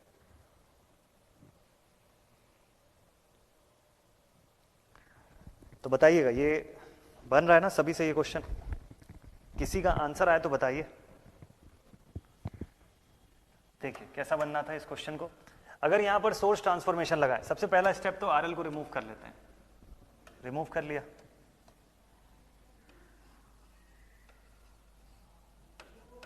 यहां पर हमको फाइंड करना है वीटीएच ए और बी पॉइंट्स के बीच में। मैश एनालिसिस करूं तो 1 2 3 3 मैश दिखती है। हाँ, हिराग ज्योति ने क्वेश्चन किया कि सर मैश एनालिसिस लगाना सही होगा क्या? मैं आपको इस क्वेश्चन में या किसी भी क्वेश्चन में ये सजेस्ट करूंगा कि आप पहले एनालाइज कीजिए। आपके पास 2-3 तरीके मेथड्स हैं। आप मेजरली 3 मेथड के बीच में आपको सोचना है, केवीएल, केसीएल और सोर्स ट्रांसफॉर्मेशन। इस सवाल में आप देखेंगे कि 1 2 3 3 मैश है, और मैश एनालिसिस करेंगे अगर आप तो यहां पर बीच में करंट सोर्स आएगा। ये केवीएल का थर्ड वैरायटी है जो कि टाइम टेकिंग है, लेंदी वैरायटी है, मत करिए उसको। सुपर मैश पे लेके जाएगा आपको। ये सुपर मैश में क्यों करना, उससे आसान तरीका भी तो है। तो ऐसे आपको ना हर सर्किट को चेक करना पड़ेगा एक बार। जैसे करंट सोर्स दिखा तुरंत माइंड में लाना कि नहीं केवीएल नहीं लगाना है, टाइम लगेगा, बन तो जाएगा, टाइम लगेगा, क्यों टाइम देना जब उससे आसान तरीके से बन सकता है। तो क्या सोर्स ट्रांसफॉर्मेशन हो सकता है यहाँ पे? देखिए केसीएल भी आप चाहें तो लगा सकते हैं, ये पूरा मिला के एक जंक्शन यहाँ पर है और इस पूरे को मिला के एक जंक्शन यहाँ पे, सीधे एक ही जंक्शन का सवाल है, उसी से बन जाएगा पूरा। एक ये तरीका है केसीएल अगर आप लगाएंगे तो एक तो वही ऑप्शन है, और दूसरा ऑप्शन अगर आप सोर्स ट्रांसफॉर्मेशन करना चाहें तो वैसे उसकी भी उतनी खास जरूरत है नहीं, केसीएल से ही पूरा मैटर क्लोज हो सकता है। पहला आंसर आ चुका है मेरे पास, ऋतिक का आंसर आया VTH is equal to -20 volts. पहला आंसर जो है वो ऋतिक की तरफ से आया। चलिए देखें कितना आया है, -20 वोल्ट्स।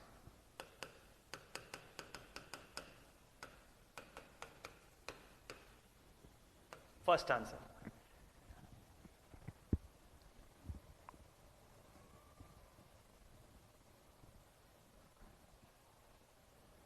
बढ़िया, वेरी नाइस। बाकी लोग भी जल्दी जल्दी मस्त स्पीड अप करिए, देखिए कितना आंसर आ रहा है। चलिए सॉल्व करें। तो एक तरीका था कि या तो सोर्स ट्रांसफॉर्मेशन आप लगाइए, लास्ट एक तरीका था कि केसीएल लगा देते हैं डायरेक्टली इस पॉइंट पर, ठीक है, केसीएल लगा के सॉल्व कर लेते हैं।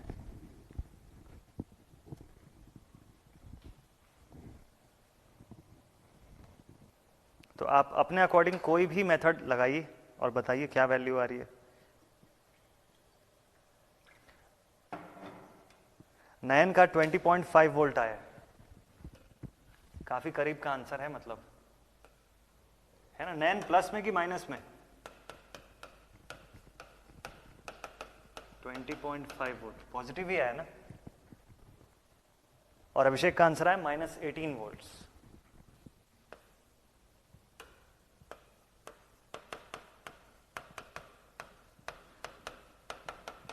-18 वोल्ट, 3 आंसर आ गया। चलिए सॉल्व करते हैं इसको। अगर कोई केसीएल लगाता है यहां पर तो उसको दिखता यहां पर 2 जंक्शन है ना, एक जंक्शन पे कोई स्टूडेंट लिखेगा कि VA है सर, दूसरे जंक्शन को कोई बोल सकता है कि sir V0 is equal to 0 volt है, ठीक है। ये 2 इक्वेशन आपको भी मिल जाते हैं। अब इसके बाद आप क्या करते हैं, यहां से करंट अज्यूम करते हैं I1, I2, I3 और I4 या I5 उधर लिख लेते हैं, ठीक है। I1 के लिए आप कैसी इक्वेशन बनाते हैं, इसमें आप लिखते हैं कि VA minus V0 minus 10 divided by 10 plus यहां पर क्या लिखते हैं आप 10 प्लस VA बाई 5, ठीक है, और plus VA by 5 equals to 0। अब देखिए होल डिवाइडेड में आपके पास आ जाता 10 और इक्वेशन आपकी बनती VA minus 10 plus 100 plus 2VA plus 2VA equals to 0। कोई VB का कोई चक्कर है ही नहीं, डायरेक्टली इसी से आना है। तो ये हो जाएगा 2 into 4 and 1 5 VA है ना। ये कितना हो गया 10 और इधर है 100, -10 प्लस 100 दोनों को मिला के कितना हो गया +90। तो 5VA इज इक्वल टू 90, वो भी माइनस वाला, तो VA is equal to -90 divided by 5।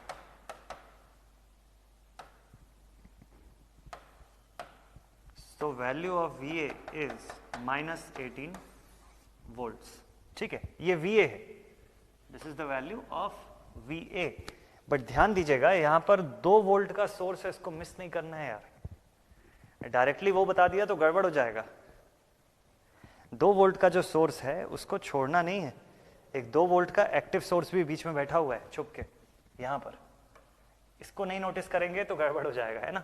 सीधे सीधे पिछले क्वेश्चन जैसा नहीं बोलना है कि यहां से जो वोल्टेज आया वही आंसर है, नहीं, इसको भी तो देखना पड़ेगा आपको। तो कितना आंसर आ रहा है, नयन का आंसर आ रहा है 20.5 वोल्ट्स माइनस में। नयन का आंसर आ रहा है 20.5 वोल्ट्स माइनस में, लेकिन ठीक है। वसीम का आंसर आ गया 45 दिख रहा है मुझे, ओके। राहुल का आंसर आ रहा है 20 वोल्ट सर। चलिए ठीक है, मैं आपको और इजी तरीके से बता देता हूं इस पर। इसी पे आप 18 वोल्ट तक अगर पहुंच भी गए, आपको दिख गया यहाँ का वोल्टेज है 18 वोल्ट्स, ठीक है। आपको ये दिखेगा कि सर 3 और 2 से भी तो करंट जा रही है ना, कोई दिक्कत नहीं, आप इससे कैलकुलेट कर लीजिए। आप I' मान लीजिए निकालते हैं, ठीक है। यहाँ पर VA की वैल्यू आपको कितनी मिल गई 18 वोल्ट्स माइनस में, लेकिन ना माइनस में। तो देखिए आप I1 अगर आपको निकालना होगा इस ब्रांच से, तो आप कैसे निकालेंगे? आप निकालेंगे VA डिवाइडेड बाई 5, है ना, this is VA divided by 5, यानी कि -18 डिवाइडेड बाई 5, ठीक है। 5 इंटू 3 15, ठीक है, 16 17 18 30, 5 6 30, -3.6। I1 की वैल्यू कितनी आ गई? -3.6। मान लीजिए आप KVL में जैसा बनाते थे वैसा VTH बनाए भी, तो आपका जो इक्विवेलेंट सर्किट है वो ऐसा बनेगा। This is your VTH, A की तरफ पॉजिटिव साइन और B की तरफ नेगेटिव साइन। यहां से 1 के अंदर कुछ नहीं जाना है। 3 के लिए पोलैरिटी आपकी ऐसी बनने वाली है। 2 के लिए भी पोलैरिटी आपकी कैसी बनेगी? सेम। अच्छा, 3 और 2 दोनों को मिला के 5 कर दीजिए और शॉर्टकट हो जाएगा। कंबाइंड फॉर्म में पोलैरिटी ऐसी बनेगी दोनों मिला के। इस 3 ओम के अंदर कुछ नहीं जाना है और आखिरी में बच गया आपके पास क्या? 2 वोल्ट्स, ऐसा। तो करंट I1 की वैल्यू आपके पास आ गई कितनी? -3.6। इसको इंटू 5 कर दीजिए। बात तो वही है, उतना ही तो आएगा जितना डिवाइड करने से आया, मतलब 18 ही तो आएगा ना, क्या दिक्कत है? तो देखिए कर दीजिए, फिर भी कोई दिक्कत नहीं। अब जो बच्चे एक एक स्टेप बाय स्टेप भी सॉल्व कर रहे होंगे उनको भी ये क्लियर हो जाएगा कि प्लस माइनस कैसे लेना है। 6 5 30 0 3 5 3 15 16 17 18, ठीक है। एक डेसिमल के पास यहाँ लगा दिया और this value is minus, so this is -18.0। Polarity भी आपको मिल गई। अब क्लॉकवाइज डायरेक्शन में लिखिए इसको ऐसा। आप इसको लिखेंगे -VTH -2 -18 equals to 0। So -VTH is equal to 20 या VTH is equal to -20 volts.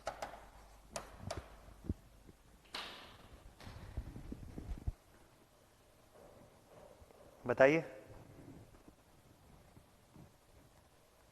हाँ, वो 2 वोल्ट साइड में था ना अभिषेक, वो कई लोग से मिस हो गया होगा, इसीलिए आंसर 18 या ऐसा डिफरेंट टाइप का आंसर आ रहा है कुछ कुछ का, है ना। बट करेक्ट आंसर ये आ रहा है 20 वोल्ट्स। अब बताइए मुझे जरा, ये वैल्यू पे पहुंचे क्या आप लोग? प्रद्युम्न का भी आंसर आ रहा है -20, ठीक है, -20। पूरा पोलैरिटी के साथ आपको समझ में आएगा, क्योंकि अगर देखिए KCL लगाते हैं आप यहाँ पे -18 आपको दिख रहा है, तो माइंड में क्वेश्चन जाएगा कि सर 2 का क्या करना है? भाई क्लॉकवाइज लेंगे तो वैसे भी दिख जाएगा कि -2 और इधर -18 -20, ठीक है, इक्वल टू के उस साइड जाके भले प्लस दिख रहा है लेकिन VTH की साइन इस तक जाएगी तो ये फिर से -20 बन जाएगा, कोई दिक्कत नहीं है। आप इसको जैसा कन्वेंशनल तरीके से बनाते हैं वैसे ही बना लीजिए तो भी सेम आएगा। तो 3 और 2 5 कर लीजिए, एक एलिमेंट बन गया। ये पोलैरिटी कैसे बनेगी? इस मैश की करंट के हिसाब से, करंट जहां एंटर कर रहा है प्लस, जहां लीव कर रहा है माइनस, ऊपर प्लस और नीचे माइनस, ठीक। इसकी करंट कैसे निकाल लिया मैंने? I is equal to V/5। V कितना था? 18, -18 डिवाइड बाई 5 -3.6। बात तो वही है, दोनों से मैं वापस से अगर 5 से मल्टीप्लाई करूंगा यहाँ वोल्टेज निकालने के लिए तो फिर से तो उतना ही आएगा -18, तो सीधे सीधे लिख दो -18। भाई इस पॉइंट से लेके इस पॉइंट के बीच में तो -18 ही है, कुछ भी करने की नीड नहीं है एक्चुअल में। तो -18 वोल्ट आ गया। बस पोलैरिटी आपको सही से बनाना था इसके अंदर, है ना। और 2 जैसा था उसको एज इट इज लिख लीजिए। अब दोनों को आप सॉल्व कर लीजिए, तो -VTH -2 और plus of -18, -VTH -2 plus of -18, that is equal to 0, है ना। हाँ अभिषेक, तब तो फिर सही है, तब तो फिर राइट है ना।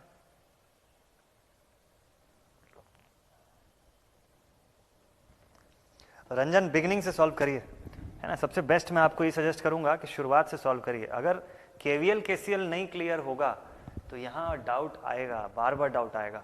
और अब हम जल्दी जल्दी सॉल्व कर रहे हैं, मतलब हम पोलैरिटी सीधे सीधे लिख दे रहे हैं यहाँ पे कि प्लस माइनस, एक्सप्लेन करने का भी वो नहीं कर रहे हैं हम लोग। क्यों? क्योंकि ऑलरेडी ये सब पढ़ चुके हैं पहले।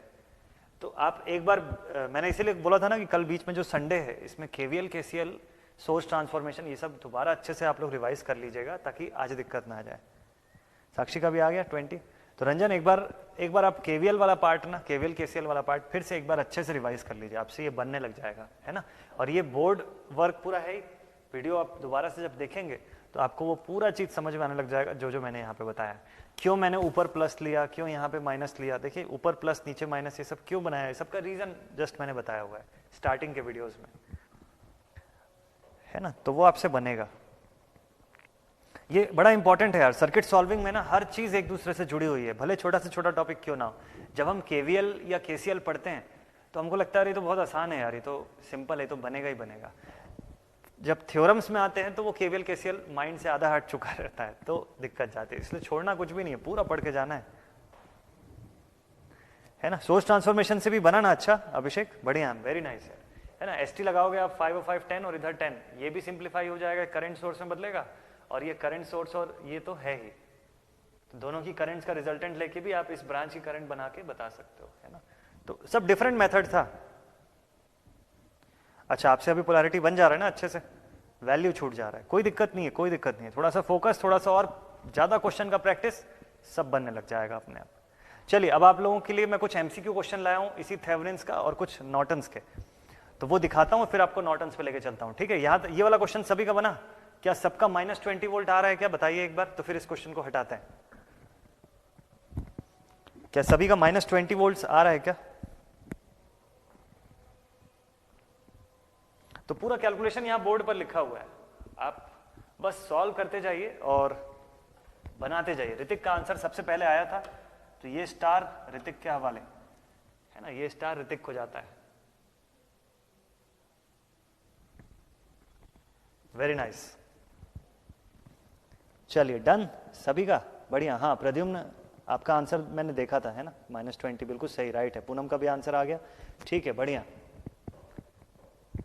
तो ये सॉल्यूशंस हर जगह रहेंगे, आप जब भी ये वीडियो दोबारा भी देखेंगे, मान लीजिए अभी आपका पिछला पार्ट छूटा हुआ है, आपको ये नहीं समझ में आया, आप पिछला पढ़ लीजिए, फिर से इस वीडियो को देखिएगा, ये पूरा कैलकुलेशन यहाँ पे लिखा हुआ, आपको एक एक पॉइंट समझ में आएगा, ठीक है। बट इंपॉर्टेंट है कि पहले बेसिक्स क्लियर होना चाहिए शुरुआत का, है ना राहुल, यस। चलिए, सो एमसीक्यू क्वेश्चन पे चलते हैं, जरा सा कुछ एक एमसीक्यू लेते हैं। पहला क्वेश्चन है ना, अभी तक तो बड़े बड़े क्वेश्चन देख रहे थे, अब एक्चुअल में एमसीक्यू देखिए कि किस टाइप का आता है। So in the Thevenin's theorem VTH is found across the dash terminals of the network. चारों ऑप्शन आपके सामने बोर्ड पर है, डीएमआरसी जेईई 2018 के पेपर में ये पूछा हुआ सवाल है। लिखा हुआ थेवेनिन्स थ्योरम में जो हम वीटीएच निकालते हैं वो सर्किट के किस टर्मिनल के अक्रॉस निकालते हैं। पहला ऑप्शन बोलता है इनपुट, दूसरा output, third option is neither input nor output, last option है या तो इनपुट से या आउटपुट साइड से।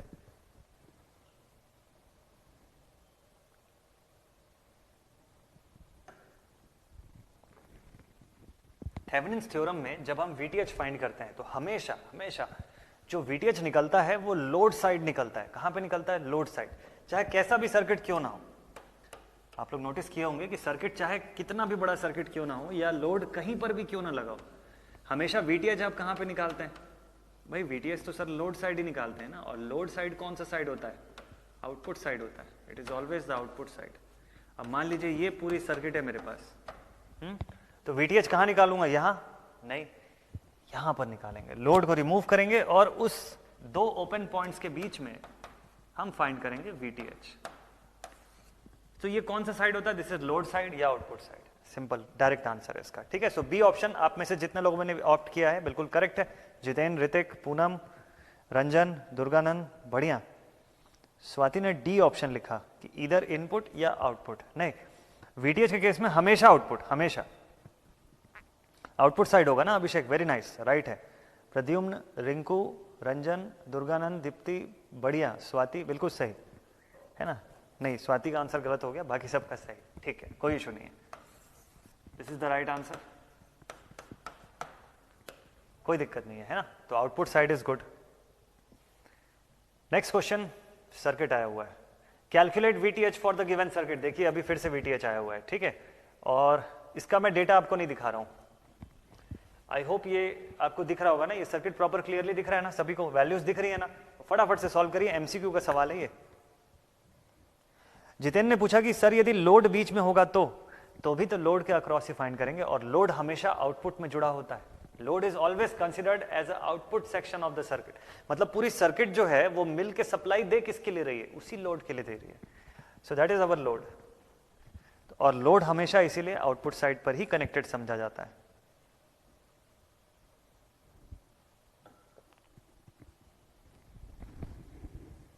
इस क्वेश्चन में आपको वीटीएच फाइंड करना है, तो वीटीएच कहां पे फाइंड करना है? अब आप लोग यार इससे बड़े बड़े क्वेश्चन बना चुके हो, तो इसमें तो मैं समझता हूं कि कोई मिस्टेक नहीं करेगा। चलिए देखते हैं क्या आंसर आता है। सबसे पहला आंसर आया वसीम की तरफ से 20/3, बढ़िया। सबसे पहला आंसर आया है वसीम की तरफ से। क्या आंसर आया है 20/3। नेक्स्ट देखें, कुछ आंसर मिस हो गए बीच में लगता है। नयन का आंसर 6.66,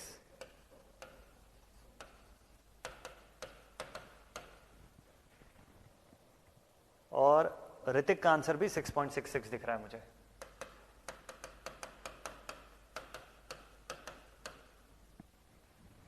ठीक है, प्रद्युम्न का आंसर 6.66, विनय 20/3, अभिषेक 20/3। क्या बात है यार, इतना फास्ट कैसे बना रहे हो आप लोग। रंजन 6.66, बढ़िया। पूनम का भी आंसर आ रहा है 6.66, स्वाति 6.6। देखिए यूनिफॉर्मिटी बन रही है यहाँ पे। एक्चुअल में आपके एमसीक्यू पेपर्स में ये इस टाइप के क्वेश्चन पूछे जाते हैं, है ना। और इससे बड़े भी क्वेश्चन होंगे तो जो जितने बड़े क्वेश्चन आप बना रहे हैं उससे छोटा ही क्वेश्चन रहेगा, तो एकदम टेंशन की बात नहीं। आप बड़ी बड़ी चीजें सॉल्व कर चुके हैं तो ये सब बनेंगे आपसे। ठीक है, तो हमको क्या फाइंड करना था यहाँ पर, VTH, ए से लेके बी के बीच में, ए से लेके बी के बीच में VTH रिमूव कर देते हैं, उसको हटा देते हैं वहां से। ठीक, सो क्या वैल्यू आई, अब आपके पास ये 1 ओम है, ये 2 ओम है और यहाँ पर 3 ओम है। ठीक है, तो आपको इन दो पॉइंट्स के बीच का बस केवल वोल्टेज चाहिए। इन दो पॉइंट्स के बीच का वोल्टेज निकालना तो बड़ी आसान सी चीज है यार, बिल्कुल सिंपल है। सभी का आंसर आ गया 20/3। अब मैं आपको ऑप्शन दिखाता हूं। तारिक का भी आंसर दिख रहा है मुझे, ठीक है, राइट है।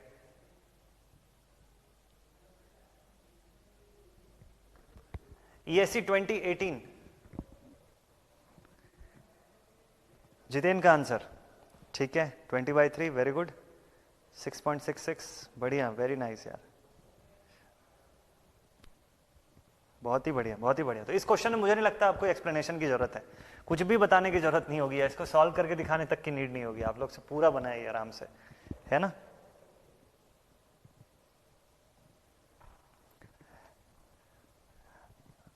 रंजन बन जाएगा, बन जाएगा। बैक वाला जो क्वेश्चन है ना, पिछला क्वेश्चन, वो भी सॉल्व हो जाएगा। चलिए ये ऑप्शन जो है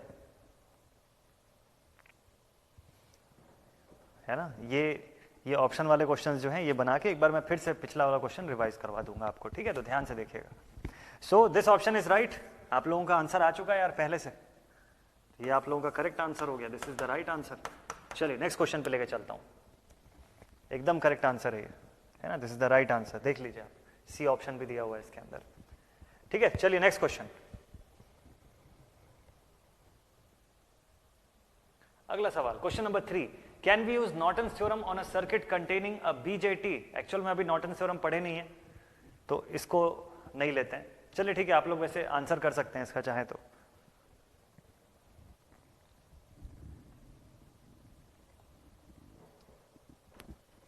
हाँ रंजन, एग्जैक्टली, है ना, कोई नहीं, बनेगा, फिर भी बनेगा। तो क्वेश्चन नंबर 3 पूछता है कि can we use Norton's theorem on a circuit containing a BJT, bipolar junction transistor अगर लगा हुआ है किसी सर्किट में तो क्या नॉर्टन्स थ्योरम लगाया जा सकता है। चलिए अभी नॉर्टन्स तो पढ़े नहीं है, बट मैं इसका एक बार स्टेटमेंट आपको बता देता हूं। थेवेनिन्स की जो लिमिटेशन है, नॉर्टन्स की भी वही लिमिटेशन है, सेम डिट्टो सेम लिमिटेशन है। तो थेवेनिन्स कहां कहां पे लगता है, वहीं वहीं पे नॉर्टन्स भी लग सकता है। अब सोच के आंसर करिएगा। तो उसके लिए आपको थेवेनिन्स की लिमिटेशन पहले याद रहनी होगी। थेवेनिन्स के शुरुआत जो एकदम जो बिगिनिंग पार्ट था उसी में हम लोगों ने लिखा हुआ है कि on any linear bilateral lumped electrical network, उनको फिर हम रिड्यूस कर सकते हैं इनटू थेवेनिन्स इक्विवेलेंट, और एग्जैक्टली उन्हीं को हम नॉर्टन्स इक्विवेलेंट में भी रिड्यूस कर सकते हैं। तो क्या BJT उन तीनों कैटेगरी में आता है, अगर हाँ तो एप्लीकेबल है, और अगर नहीं आता तो नॉट एप्लीकेबल है। तो आप लोगों का आंसर क्या आ रहा है। अभिषेक का आंसर है यस, वसीम का आंसर है यस, राहुल का आंसर है बी ऑप्शन नो, कुणाल का आंसर है ए ऑप्शन, स्वाति यस, और जितेन ने लिखा ए ऑप्शन यस, ठीक है। रंजन ने लिखा नो, रिंकू ने लिखा नो, विनय ने लिखा नो, ठीक है। चलिए देखते हैं BJT या बाइपोलर जंक्शन ट्रांजिस्टर। इस वाले क्वेश्चन का आंसर करने के लिए मैं अभी थोड़ी ही देर में आप लोगों के साथ नॉर्टन्स थ्योरम डिस्कस करने वाला हूं, उसके बाद वापस से ये क्वेश्चन मैं आपसे वहीं पे पूछ लूंगा, ठीक है। तो इस क्वेश्चन का अपना आंसर होल्ड पे रखते हैं, हम लोग वहां डिस्कस करेंगे। जब नॉर्टन्स जैसी अभी लिखेंगे उसके बाद तुरंत इसके बारे में बात करेंगे, ठीक है। SSC JEE 2014 में पूछा हुआ ये सवाल था। चलिए नेक्स्ट क्वेश्चन पे चलते हैं। Question number 4, while thevenizing a circuit between the two terminals VTH is equal to, while thevenizing a circuit between two terminals, VTH जो है वो किसके बराबर होता है, VTH को क्या बोला जाता है। और MPPSC AE 2014 एक सर्किट को थेवेनाइज कर रहे हैं दो टर्मिनल्स के बीच में, सो VTH क्या कहलाएगा, किसके बराबर होगा? तो अभिषेक का आंसर है B option, Hrithik B option, Jitendra B option, Ranjan B option, बढ़िया, Rahul B option, Tariq B option, Wasim B option, बहुत ही बढ़िया, very nice. Open circuit terminal voltage कहलाएगा। VTH ओपन सर्किट वोल्टेज होता है, ठीक है, शॉर्ट सर्किट वोल्टेज तो होता नहीं है भाई, हम लोड रजिस्टर को इसीलिए रिमूव करते हैं so that open circuit create हो जाए। So net voltage available in the circuit, EMF of the battery nearest to the terminal, wrong है ना, B option is the right answer, ये एकदम करेक्ट आंसर है आप लोगों का। MCQ में इस तरीके से क्वेश्चंस उसके स्टेटमेंट के ऊपर बनते हैं। So very good, B option एकदम सही आंसर था। क्वेश्चन नंबर 5 बोर्ड पर आ गया, जल्दी से देखिए।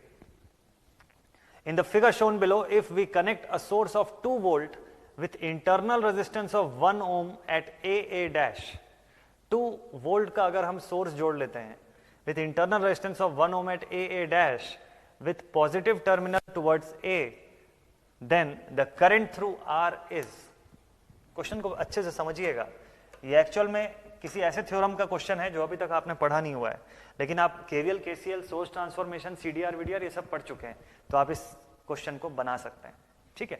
लिखा हुआ है if we connect a source of 2 volt with internal resistance of 1 ohm at AA dash, 2 volt का सोर्स जोड़ दीजिए और उसका इंटरनल रेजिस्टेंस 1 ओम का जोड़ दीजिए, ऐसा।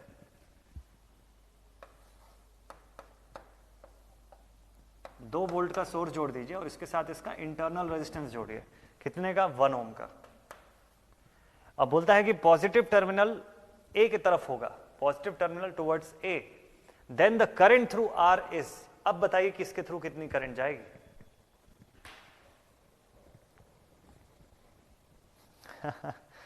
ठीक है, ठीक है, हाँ, नॉर्टन के केस में short, Ranjan very good, Norton के केस में शॉर्ट रहता है।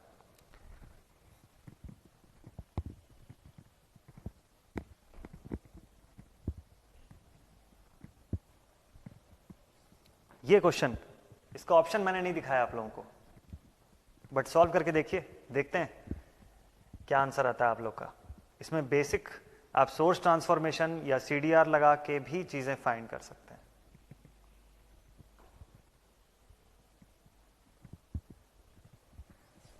सबसे पहला आंसर जितेंद्र की तरफ से आया है 1 एम्पियर का।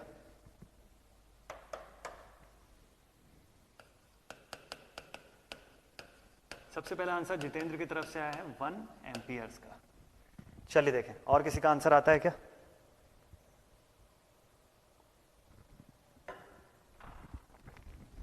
MCQ क्वेश्चन है, बनना चाहिए आप लोग से, ठीक है। तो क्वेश्चन में जो बताया हुआ है वो मैंने आपको ड्रॉ करके दिखा दिया सीधे सीधे, तो मतलब आपको सीधे सर्किट पे फोकस करना है और आर के अक्रॉस या आर के थ्रू कितनी करंट जा रही है बस वो बताना है।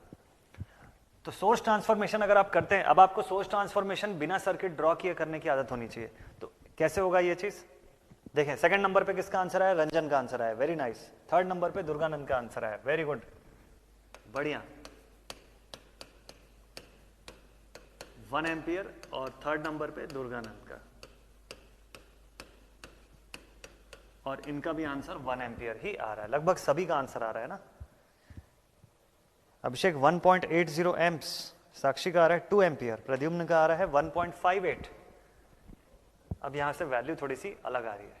देखिए अब आपको क्वेश्चन में ये जैसा जो गिवन है, जैसे 2 वोल्ट 1 ओम का सेक्शन दिया हुआ है, इसको करंट सोर्स में आप जब बदलेंगे तो बिल्कुल सिंपल थिंग है, I = V/R होने की वजह से आपके पास करंट आएगा 1 एम्पियर का और 1 ओम का रेजिस्टेंस आ जाएगा पैरेलल में, ठीक है। 1 ओम का रेजिस्टेंस जो है वो पैरेलल में आएगा। यहां से आप चाहें तो सोर्स ट्रांसफॉर्मेशन फिर से करके देख सकते हैं। तो आपका सर्किट किस तरीके का बनेगा देखिए, 1 और 1 को अगर आप सिंप्लीफाई करेंगे, ये वोल्टेज में बनाएंगे, तो आपका वोल्टेज हो जाएगा V = 1 वोल्ट्स, और सर्किट आपकी ऐसी दिखेगी, सीरीज में ये 1 और सीरीज में एक और 1, ऐसा। फिर यहां पर पहले से क्या है 2 ओम, और उन दोनों को आपने सिंप्लीफाई अगर कर दिया होगा तो उनको मिला के करंट सोर्स आपकी ऐसी आ चुकी होगी, ठीक है। सो दिस वैल्यू इज 1 ओम और यहां पर 2 एम्पियर, I = V/R, 2/1, तो इतना आ गया होगा अभी तक, ठीक है। फिर इस 1 और 1 को आप सिंप्लीफाई कर लेंगे, आपके पास बन जाएगा ये 2, अब आपका नया सर्किट ऐसा बनेगा 1 और 2, 1 वोल्ट का सोर्स और 2 ओम का रेजिस्टेंस, तो I is equal to V by R, I is equal to V by R, that is equal to 1/2। अब आपका जो नया करंट सोर्स आएगा ऐसा दिखेगा 1/2 एम्पियर, पैरेलल में क्या है इसके साथ 2, फिर इसके साथ पैरेलल में ये दूसरा वाला 2 है जहां से हमको फाइंड करना है करंट, फिर यहां से क्या है 1 और इसके बगल में क्या है एक और करंट सोर्स, कितने का 2 एम्पियर का। अब आप देखिए कि यहां से 2 एम्पियर का सोर्स और 1/2 का सोर्स दोनों एक ही दिशा में सप्लाई दे रहे हैं, तो ये कितना हो जाएगा 2.5। फाइनल सर्किट जो आपकी रहेगी उसमें यहां से 2.5 एम्पियर का करंट दिया जा रहा है, ठीक है, और ये बढ़ रहा है किसके किसके में 2, 2, 1, ऐसे 3 ब्रांचेस में बढ़ रहा है। अब आप रेशियो से सॉल्व करिए या आप सीडीआर लगा के सॉल्व करिए, आपकी चॉइस है। बस इस 2 को कुछ नहीं करना है, इस 2 को हटाना नहीं है, इसको अपनी जगह पर रहने देना। ज्यादा से ज्यादा आप 2 × 1/2 + 1 करके इन दोनों का पैरेलल निकाल सकते हैं और कुछ नहीं। अगर आप सोर्स ट्रांसफॉर्मेशन से बना रहे थे तो एक ये भी ऑप्शन था आपके पास, सोर्स ट्रांसफॉर्मेशन से बनाते तो ये एक ऑप्शन था, तो आप इसका रेशियो ले सकते हैं।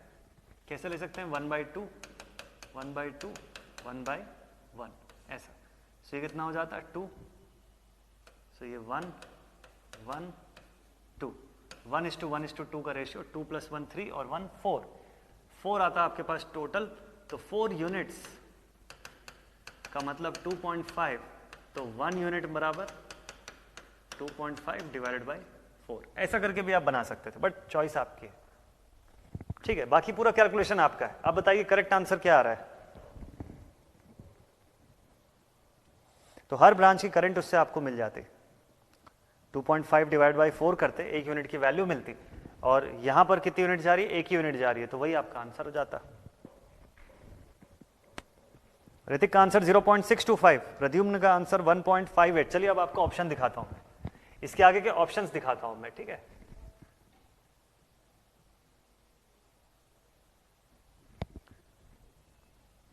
एसएससी जेईई 2019 क्या आंसर बोलेंगे।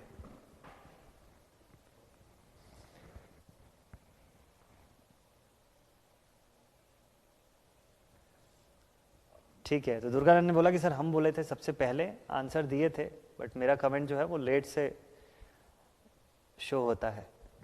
ठीक है, फिर भी आपका सेकंड नंबर पे दिख ही गया मुझे कमेंट, सेकंड या थर्ड नंबर पे शायद था आपका कमेंट ना, कोई दिक्कत नहीं है, कोई दिक्कत नहीं है, बस सही होना चाहिए आंसर। तो अब बताइए, चारों ऑप्शन आपके सामने आ चुके हैं।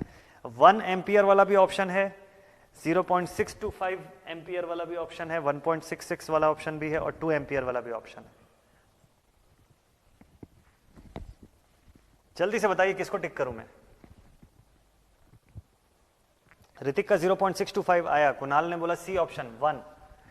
चलिए, जहां पे मैंने छोड़ा था उस क्वेश्चन को वहीं से सॉल्व कर देता हूं, जहां पे ड्रॉप किया था वहीं से सॉल्व कर देते हैं। तो हम लोगों ने ड्रॉप किया था यहां 1/2, 2 ओम, 2 ओम, 1 ओम, और यहां पर 2 एम्पियर से यहां से ड्रॉप किया हुआ था मान लीजिए, ठीक है। दोनों को ऐड कर देता हूं मैं, 2 + 1/2 यानी कि 5/2, 2 to the 4 and 1 5, 5/2 total current. अब देखिए यहां से अगर 5/2 है करंट की मैग्नीट्यूड, यहां पर 2 है मेरे पास, यहां पर 2 है, यहां पर 1 है, ठीक है। अगर आपने रेशियो वाला जो वीडियो था उसको नहीं अटेंड किया होगा तो भी कोई दिक्कत नहीं है, आप सीडीआर से भी अगर सॉल्व कर रहे हैं तो भी आप कर सकते हैं यार, कोई प्रॉब्लम की बात नहीं। आपको यहां से करंट आई डैश फाइंड करना है, 1 और 2 को सॉल्व कर लीजिए, 2 × 1/2 + 1, दिस इज 2/3, ठीक है। अब आई डैश क्या हो जाएगा, इसका और इसका रिजल्टेंट कितना है 2/3 आ गया। अब आई डैश कैसे निकालेंगे आप, total current multiplied with opposite branch यानी कि 2/3 डिवाइडेड बाय 2/3 + 2, तो 5 2 = 10, या सिंपल सा थिंग है, इट इज 5/3 मल्टीप्लाइड विथ 3 2 = 6 7 8 3/8, ठीक।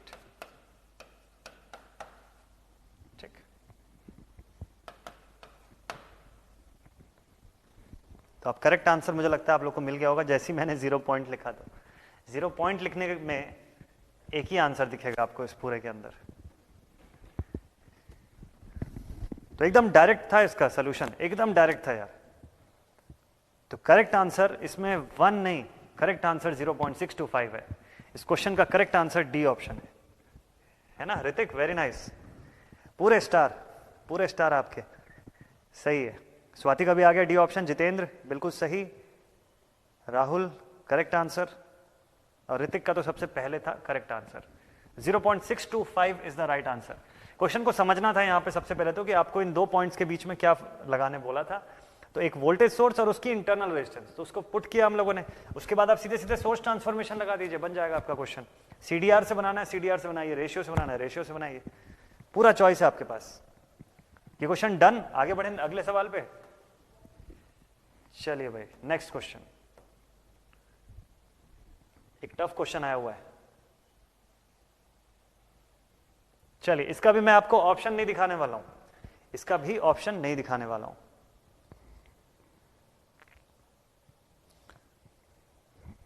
है ना, तारीख होगा। सभी मेथड्स को ना आप लोग एक चीज अगर नहीं कर रहे होंगे तो दिक्कत जाएगी। क्या पता है, जिस दिन जो चीज पढ़ रहे हैं हम लोग, क्या उसको आप लोग रिवाइज कर रहे हैं डेली, सेम डे? रिवाइज करना जरूरी है। उन क्वेश्चंस को खुद से लेके बनाइए, भले आपके पास सोल्यूशन अवेलेबल है जो क्वेश्चन हम लोगों ने क्लास में लिया है, क्योंकि सोल्यूशन तो उसका है ही ना। छोड़ दीजिए सोल्यूशन को, आप सिर्फ क्वेश्चन लीजिए और खुद से सॉल्व करके देखिए, पूरा बन रहा है कि नहीं, खुद से कैलकुलेट करके देखिए। तो ये सब प्रैक्टिस करना जरूरी है। दुर्गानंद का आंसर सबसे पहले आया है यहां पर 2 ohms के साथ। जितेंद्र वैल्यू नहीं दिख रहा है, वैल्यू है ही नहीं जितेंद्र, वैल्यू है ही नहीं इसके अंदर। इसको पढ़िए, लिखा हुआ all the resistances in the figure shown below are each the value of current I dash is 1। Sorry, ये स्टेटमेंट थोड़ा सा मिस्टेकन था, इसका मैं आंसर बता देता हूं। आर ईच 1 ohm, ठीक है। ये आपको इसमें करंट की वैल्यू फाइंड करनी थी, फाइंड करंट आई डैश। यहां से निकलने वाली जो करंट है वो पता करके देने बता रहा है आपको, find the value of this current I dash, ठीक है। अभी सर्किट ओके। चलिए अब इसको सॉल्व करके बताइएगा जल्दी से, है ना। अभी अब यहां से आप लोग का आंसर जो है वो देखा जाएगी क्या आंसर आता है। राहुल का आंसर आ रहा है 0.5 ओम। सर राहुल, अभी क्वेश्चन में आई डैश पूछा है तो करंट के फॉर्म में बताना है आपको, करंट के फॉर्म में आपको आंसर बताना है। इस पूरे फिगर में सब जगह रेजिस्टेंसेस की वैल्यू जो है दे आर 1 ohms। रेजिस्टेंस की वैल्यू 1 ohm है तो बताना है आपको कि करंट की वैल्यू फिर कितनी होगी, है ना। अगर सप्लाई वोल्टेज यहां पे दिया हुआ है आपको कितने का, 1 वोल्ट का, ये सब जितने भी रेजिस्टेंस है सबकी वैल्यू कितनी है, 1 ohm ईच, तो आई डैश कितना होगा फिर। तो राहुल का आंसर है 0.5 वोल्ट्स। नहीं, करंट के फॉर्म में आंसर देना है राहुल, है ना। करंट है क्या ये 0.5 एम्पियर, तो ठीक है।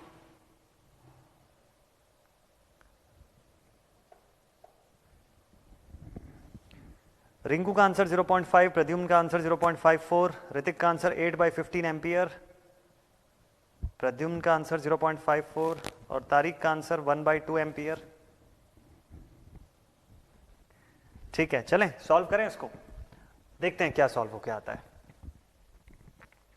इस क्वेश्चन को मिरर के फंडामेंटल से सॉल्व करते हैं। चलिए इस क्वेश्चन को मिरर के फंडामेंटल से सॉल्व करिए। सो यहां पर एक काम करते हैं कि एक लाइन बीच में डॉटेड लाइन ऐसा मैं बना देता हूं, इसको मैं बाइसेक्ट कर देता हूं 2 पार्ट्स में, इतने हिस्से को। इसके ऊपर का ये मेरा फर्स्ट हाफ है, ये इसके नीचे जो है this is my second half.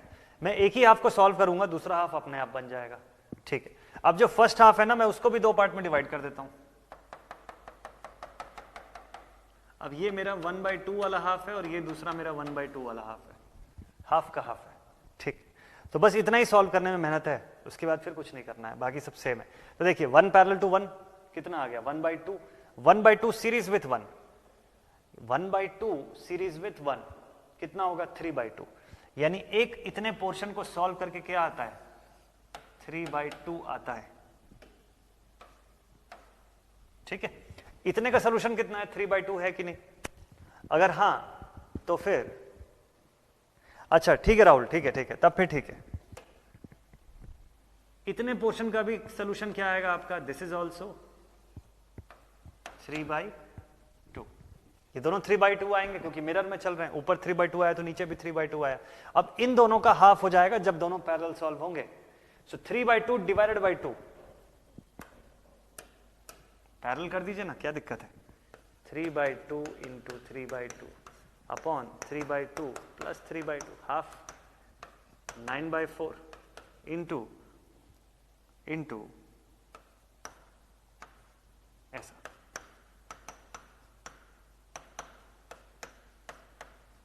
3/4 ऐसा ही आएगा।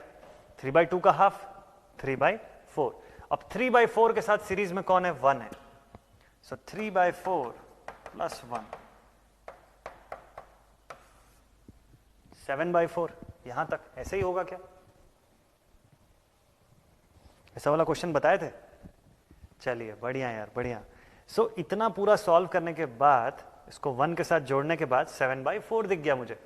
क्या एक हाफ 7/4 आया तो नीचे भी 7/4 ही होगा। और 7/4 और 7/4 अगर दोनों तरफ है तो इसका 2 टाइम्स कर दीजिए, मतलब डिवाइडेड बाई 2, ये हो जाएगा 7/8। और 7/8 है, सीरीज विथ फिर से 1 है, तो कितना हो गया 8 और 7 यानी कि 15/8। क्या ये सही चल रहा है, बताइएगा, कहीं पे भी चेंज लगे आपको आपके आंसर से तो। 15/8 यहां तक आ गया, 15/8 और इधर है 1 वोल्ट। क्या लगता है ये सही सॉल्व हुआ है कि नहीं हुआ है। अभिषेक का आंसर है 0.533 एम्पियर्स। तो करना कुछ नहीं है, जस्ट आपको ना यहां पर मिरर के फॉर्म में सॉल्व करना था क्वेश्चन को, और कुछ नहीं। ये सभी एलिमेंट्स की वैल्यू 1 ओम से, ये दोनों सबसे पहले आपको शुरू यहीं से कर सकते हैं कि दो सेक्शंस पैरेलल में है ना, 1 पैरेलल टू 1, तो 1/2। अब 1/2 सीरीज विथ 1, तो 1/2 प्लस 1, 2 1 2 एंड 1 3, 3/2 आ गया। तो इतने हिस्से का आंसर 3/2, तो सब जगह 3/2 आया होगा। अब एक 3/2 दूसरे 3/2 के साथ पैरेलल में, तो 3/2 का हाफ, तो 3/2 इंटू 1/2 कितना हो गया 3/4। तो यहां तक आ गया आपका 3/4। जो आंसर आया वो सीरीज विथ 1, तो 3/4 प्लस 1, 3/4 प्लस 1, ये आ गया आपका 4 1 4 और 3 7/4। अब 7/4 तक आप पहुंच चुके हैं, यहां तक नीचे भी आ गया 7/4। ये दोनों एक दूसरे के साथ पैरेलल हैं, तो 7/4 इंटू 1/2, 4 2 8। हेलो नीलेश, अभी जस्ट आपका पहला कमेंट दिख रहा है मुझे। ऋतिक का भी सेम आ गया, बढ़िया, वेरी नाइस। साक्षी का भी आ गया, बढ़िया, very nice very nice very nice, बढ़िया। तो हम ऐसा मिरर करके सॉल्व करेंगे, अच्छा रहेगा, है ना। मेहनत हमको बस हाफ पोर्शन पे ही करना है, बाकी दूसरा हाफ अपने आप आ जाएगा। तो 7/8 आ गया, और आखिरी में ये वाला भी 1 है तो प्लस 1 कर दिया इसके साथ, 15/8 पे जाके रुक गए। वोल्टेज कितना है 1 का, तो करंट कितनी होगी, I is equal to V/R, तो 1/15/8। ठीक, अब आंसर दिखाता हूं मैं आपको। अब मैं आपको आंसर दिखा देता हूं। 1/15/8 यानी कि 8/15 के फॉर्म में आपका आंसर दिखेगा। चलिए, SSC JEE 2018 करेक्ट आंसर क्या होगा इसका। इस क्वेश्चन का करेक्ट आंसर विनय, प्रद्युम्न, वसीम, वसीम ने एकदम सही फॉर्मेट में लिखा है, साक्षी ने भी सही फॉर्मेट में लिखा है, बढ़िया। हेलो ब्रजेंद्र, ठीक है ब्रजेंद्र, कोई दिक्कत नहीं, कोई दिक्कत नहीं, आप आराम से फ्री हो जाइए, फिर उसके बाद फिर आप क्लास अटेंड कीजिएगा, है ना। बट ये सबको रिकॉर्डेड फॉर्म में ना सीक्वेंस में देखते जरूर जाइएगा जब भी टाइम मिला है आपको। बढ़िया Jitendra, very good very good, right है। सो 8/15 इज द करेक्ट आंसर, है ना, राइट है। D option is the right answer of this question. इसी के साथ ये सवाल भी होता है कंप्लीट। चलिए, नॉर्टन्स के ऊपर बेस्ड क्वेश्चन था तो ये देखने की नीड नहीं है। जल्दी से मैं आपको नॉर्टन्स थ्योरम लिखवा देता हूं, जल्दी से मैं आपको नॉर्टन्स थ्योरम लिखा देता हूं, ठीक है। 5:02 हो चुके हैं, तो 5:05 तक हम लिख लेंगे, ठीक है। तो मैंने बोला ही था आज नॉर्टन्स थ्योरम शुरू करेंगे, तो आज करेंगे शुरू।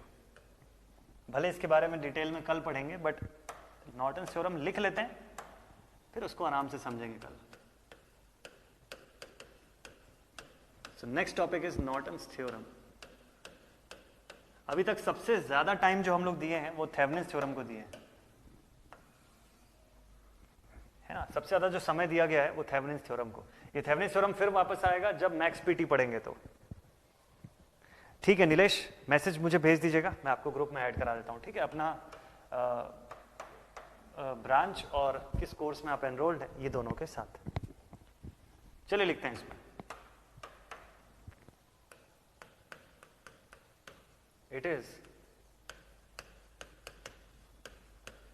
It is a network reduction. It is a network reduction theorem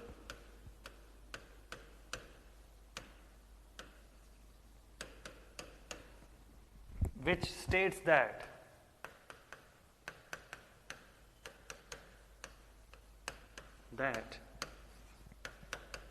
any linear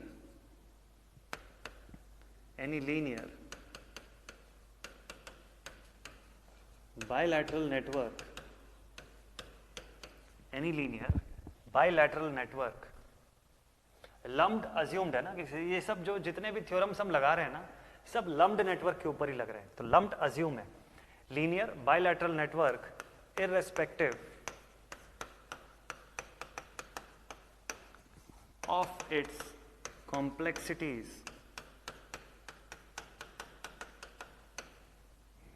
of its complexities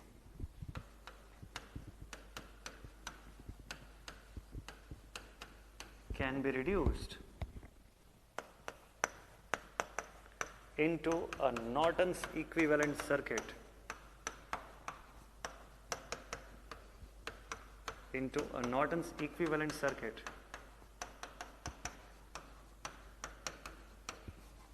having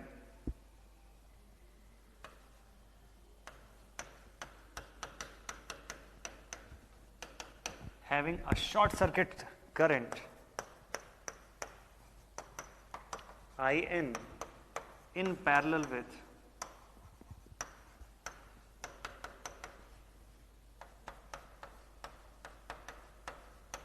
Norton's resistance Rn in parallel with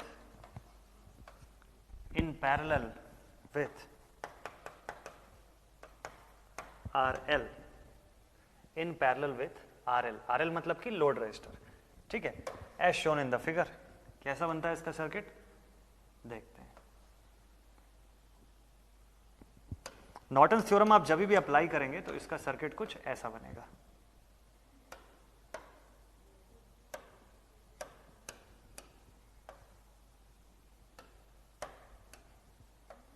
एक करंट सोर्स दिखेगी आपको, इसके साथ पैरेलल में आपको नॉर्टन्स रेजिस्टेंस दिखाई देगा Rn, और इसके साथ पैरेलल में आपको दिखेगा लोड रेजिस्टर RL, ऐसा। ठीक है, अब इसके थ्रू IL करंट जा रही है, this is IN।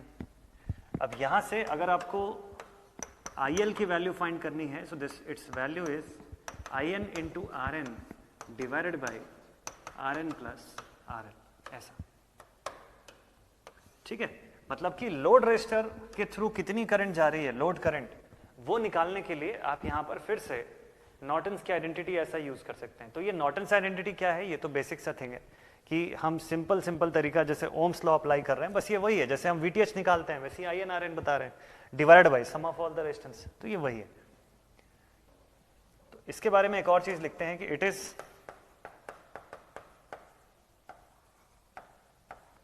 Also the dual of Thevenin's theorem।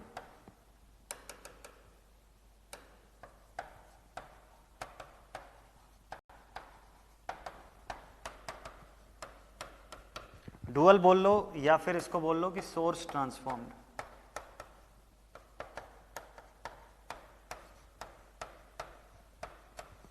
है ना, या तो डुअल बोल लो या बोल लो कि source transformed of Thevenin's network. Thevenin के नेटवर्क का सोर्स ट्रांसफॉर्मेशन आप करते हैं तो नॉर्टन्स का नेटवर्क बनता है, और वाइस वर्सा पॉसिबल है। मतलब नॉर्टन्स के नेटवर्क को सोर्स ट्रांसफॉर्मेशन कर देंगे तो वापस से थेवेनिन्स का नेटवर्क क्रिएट हो जाएगा। ठीक है वसीम, रिकॉर्डेड वीडियो मतलब यही वीडियो जो अभी आप लाइव में देख रहे हैं ना, ये एक दिन के बाद अगले दिन से आपको रिकॉर्डेड दिखना शुरू हो जाता है ऐप पर, है ना, तो आपको रिकॉर्डेड फॉर्म में मिल जाएगा, है ना। अच्छा, आपने मैसेज किया है ना नीलेश? ठीक है ठीक है ठीक है, मैं कर दूंगा आपको ऐड। अच्छा कुणाल, आपने मैसेज किया है, एक बार मुझे फिर से हाय मैसेज एक बार कर दीजिएगा कुणाल, तो वो मैसेज ऊपर आ जाएगा। एक्चुअल में कई सारे मैसेज जो दिन भर में रहते हैं ना, तो कभी कभी काम का मैसेज बहुत नीचे चला जाता है ना, तो प्लीज़ आप एक बार फिर से कर दीजिएगा मैसेज, और ग्रुप के नाम के साथ आप वो कर दीजिएगा, है ना।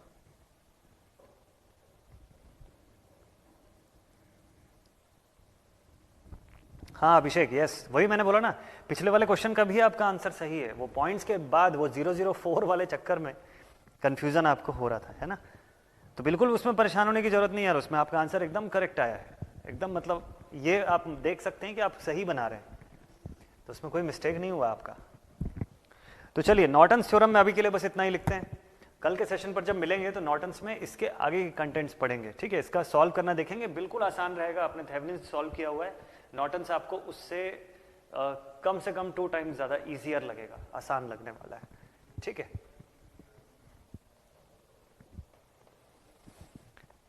ठीक है, चलिए तो आज का सेशन अब यहीं पर एंड अप करते हैं। आई होप आज जो क्वेश्चंस हम लोगों ने बनाए उससे कंसेप्ट थोड़ा सा और आप लोगों का क्लियर हुआ होगा। तो फिर मिलते हैं कल के सेशन पर, नॉर्टन्स के क्वेश्चंस बनाएंगे कल, और कल ही के कल नॉर्टन्स थ्योरम कंप्लीट भी कर लेंगे, ठीक है। नॉर्टन्स में कोई बहुत ज्यादा चीजें नहीं है, ठीक। हाँ, तो बीजेटी का क्वेश्चन प्रद्युम्न ने लिखा कि बीजेटी का क्वेश्चन क्या होगा सर? बीजेटी का क्वेश्चन ये होगा कि नॉर्टन्स थ्योरम पर एप्लीकेबल नहीं है। देखिए नॉर्टन्स थ्योरम उसके ऊपर क्यों नहीं एप्लीकेबल है? बाइपोलर जंक्शन ट्रांजिस्टर होने की वजह से वो क्या लीनियर और बाइलैटरल की कैटेगरी में आएगा, क्या बाइलैटरल की कैटेगरी में भी नहीं आएगा और लीनियर की कैटेगरी में भी नहीं आएगा। तो इसका मतलब आप उस पर नॉर्टन्स या थेवेनिन्स दोनों ही थ्योरम नहीं अप्लाई कर सकते हैं, ठीक है, नॉट एप्लीकेबल आएगा। चलिए तो उस क्वेश्चन का आंसर हो गया। Thank you so much for the hearts, Tariq, Abhishek, Deepti, है ना, आप सभी स्टूडेंट्स को थैंक यू सो मच। मिलते हैं कल के सेशन पर इसके आगे का कंटेंट पढ़ने के लिए, और हाँ रिवीजन जरूर कीजिएगा। Thank you very much.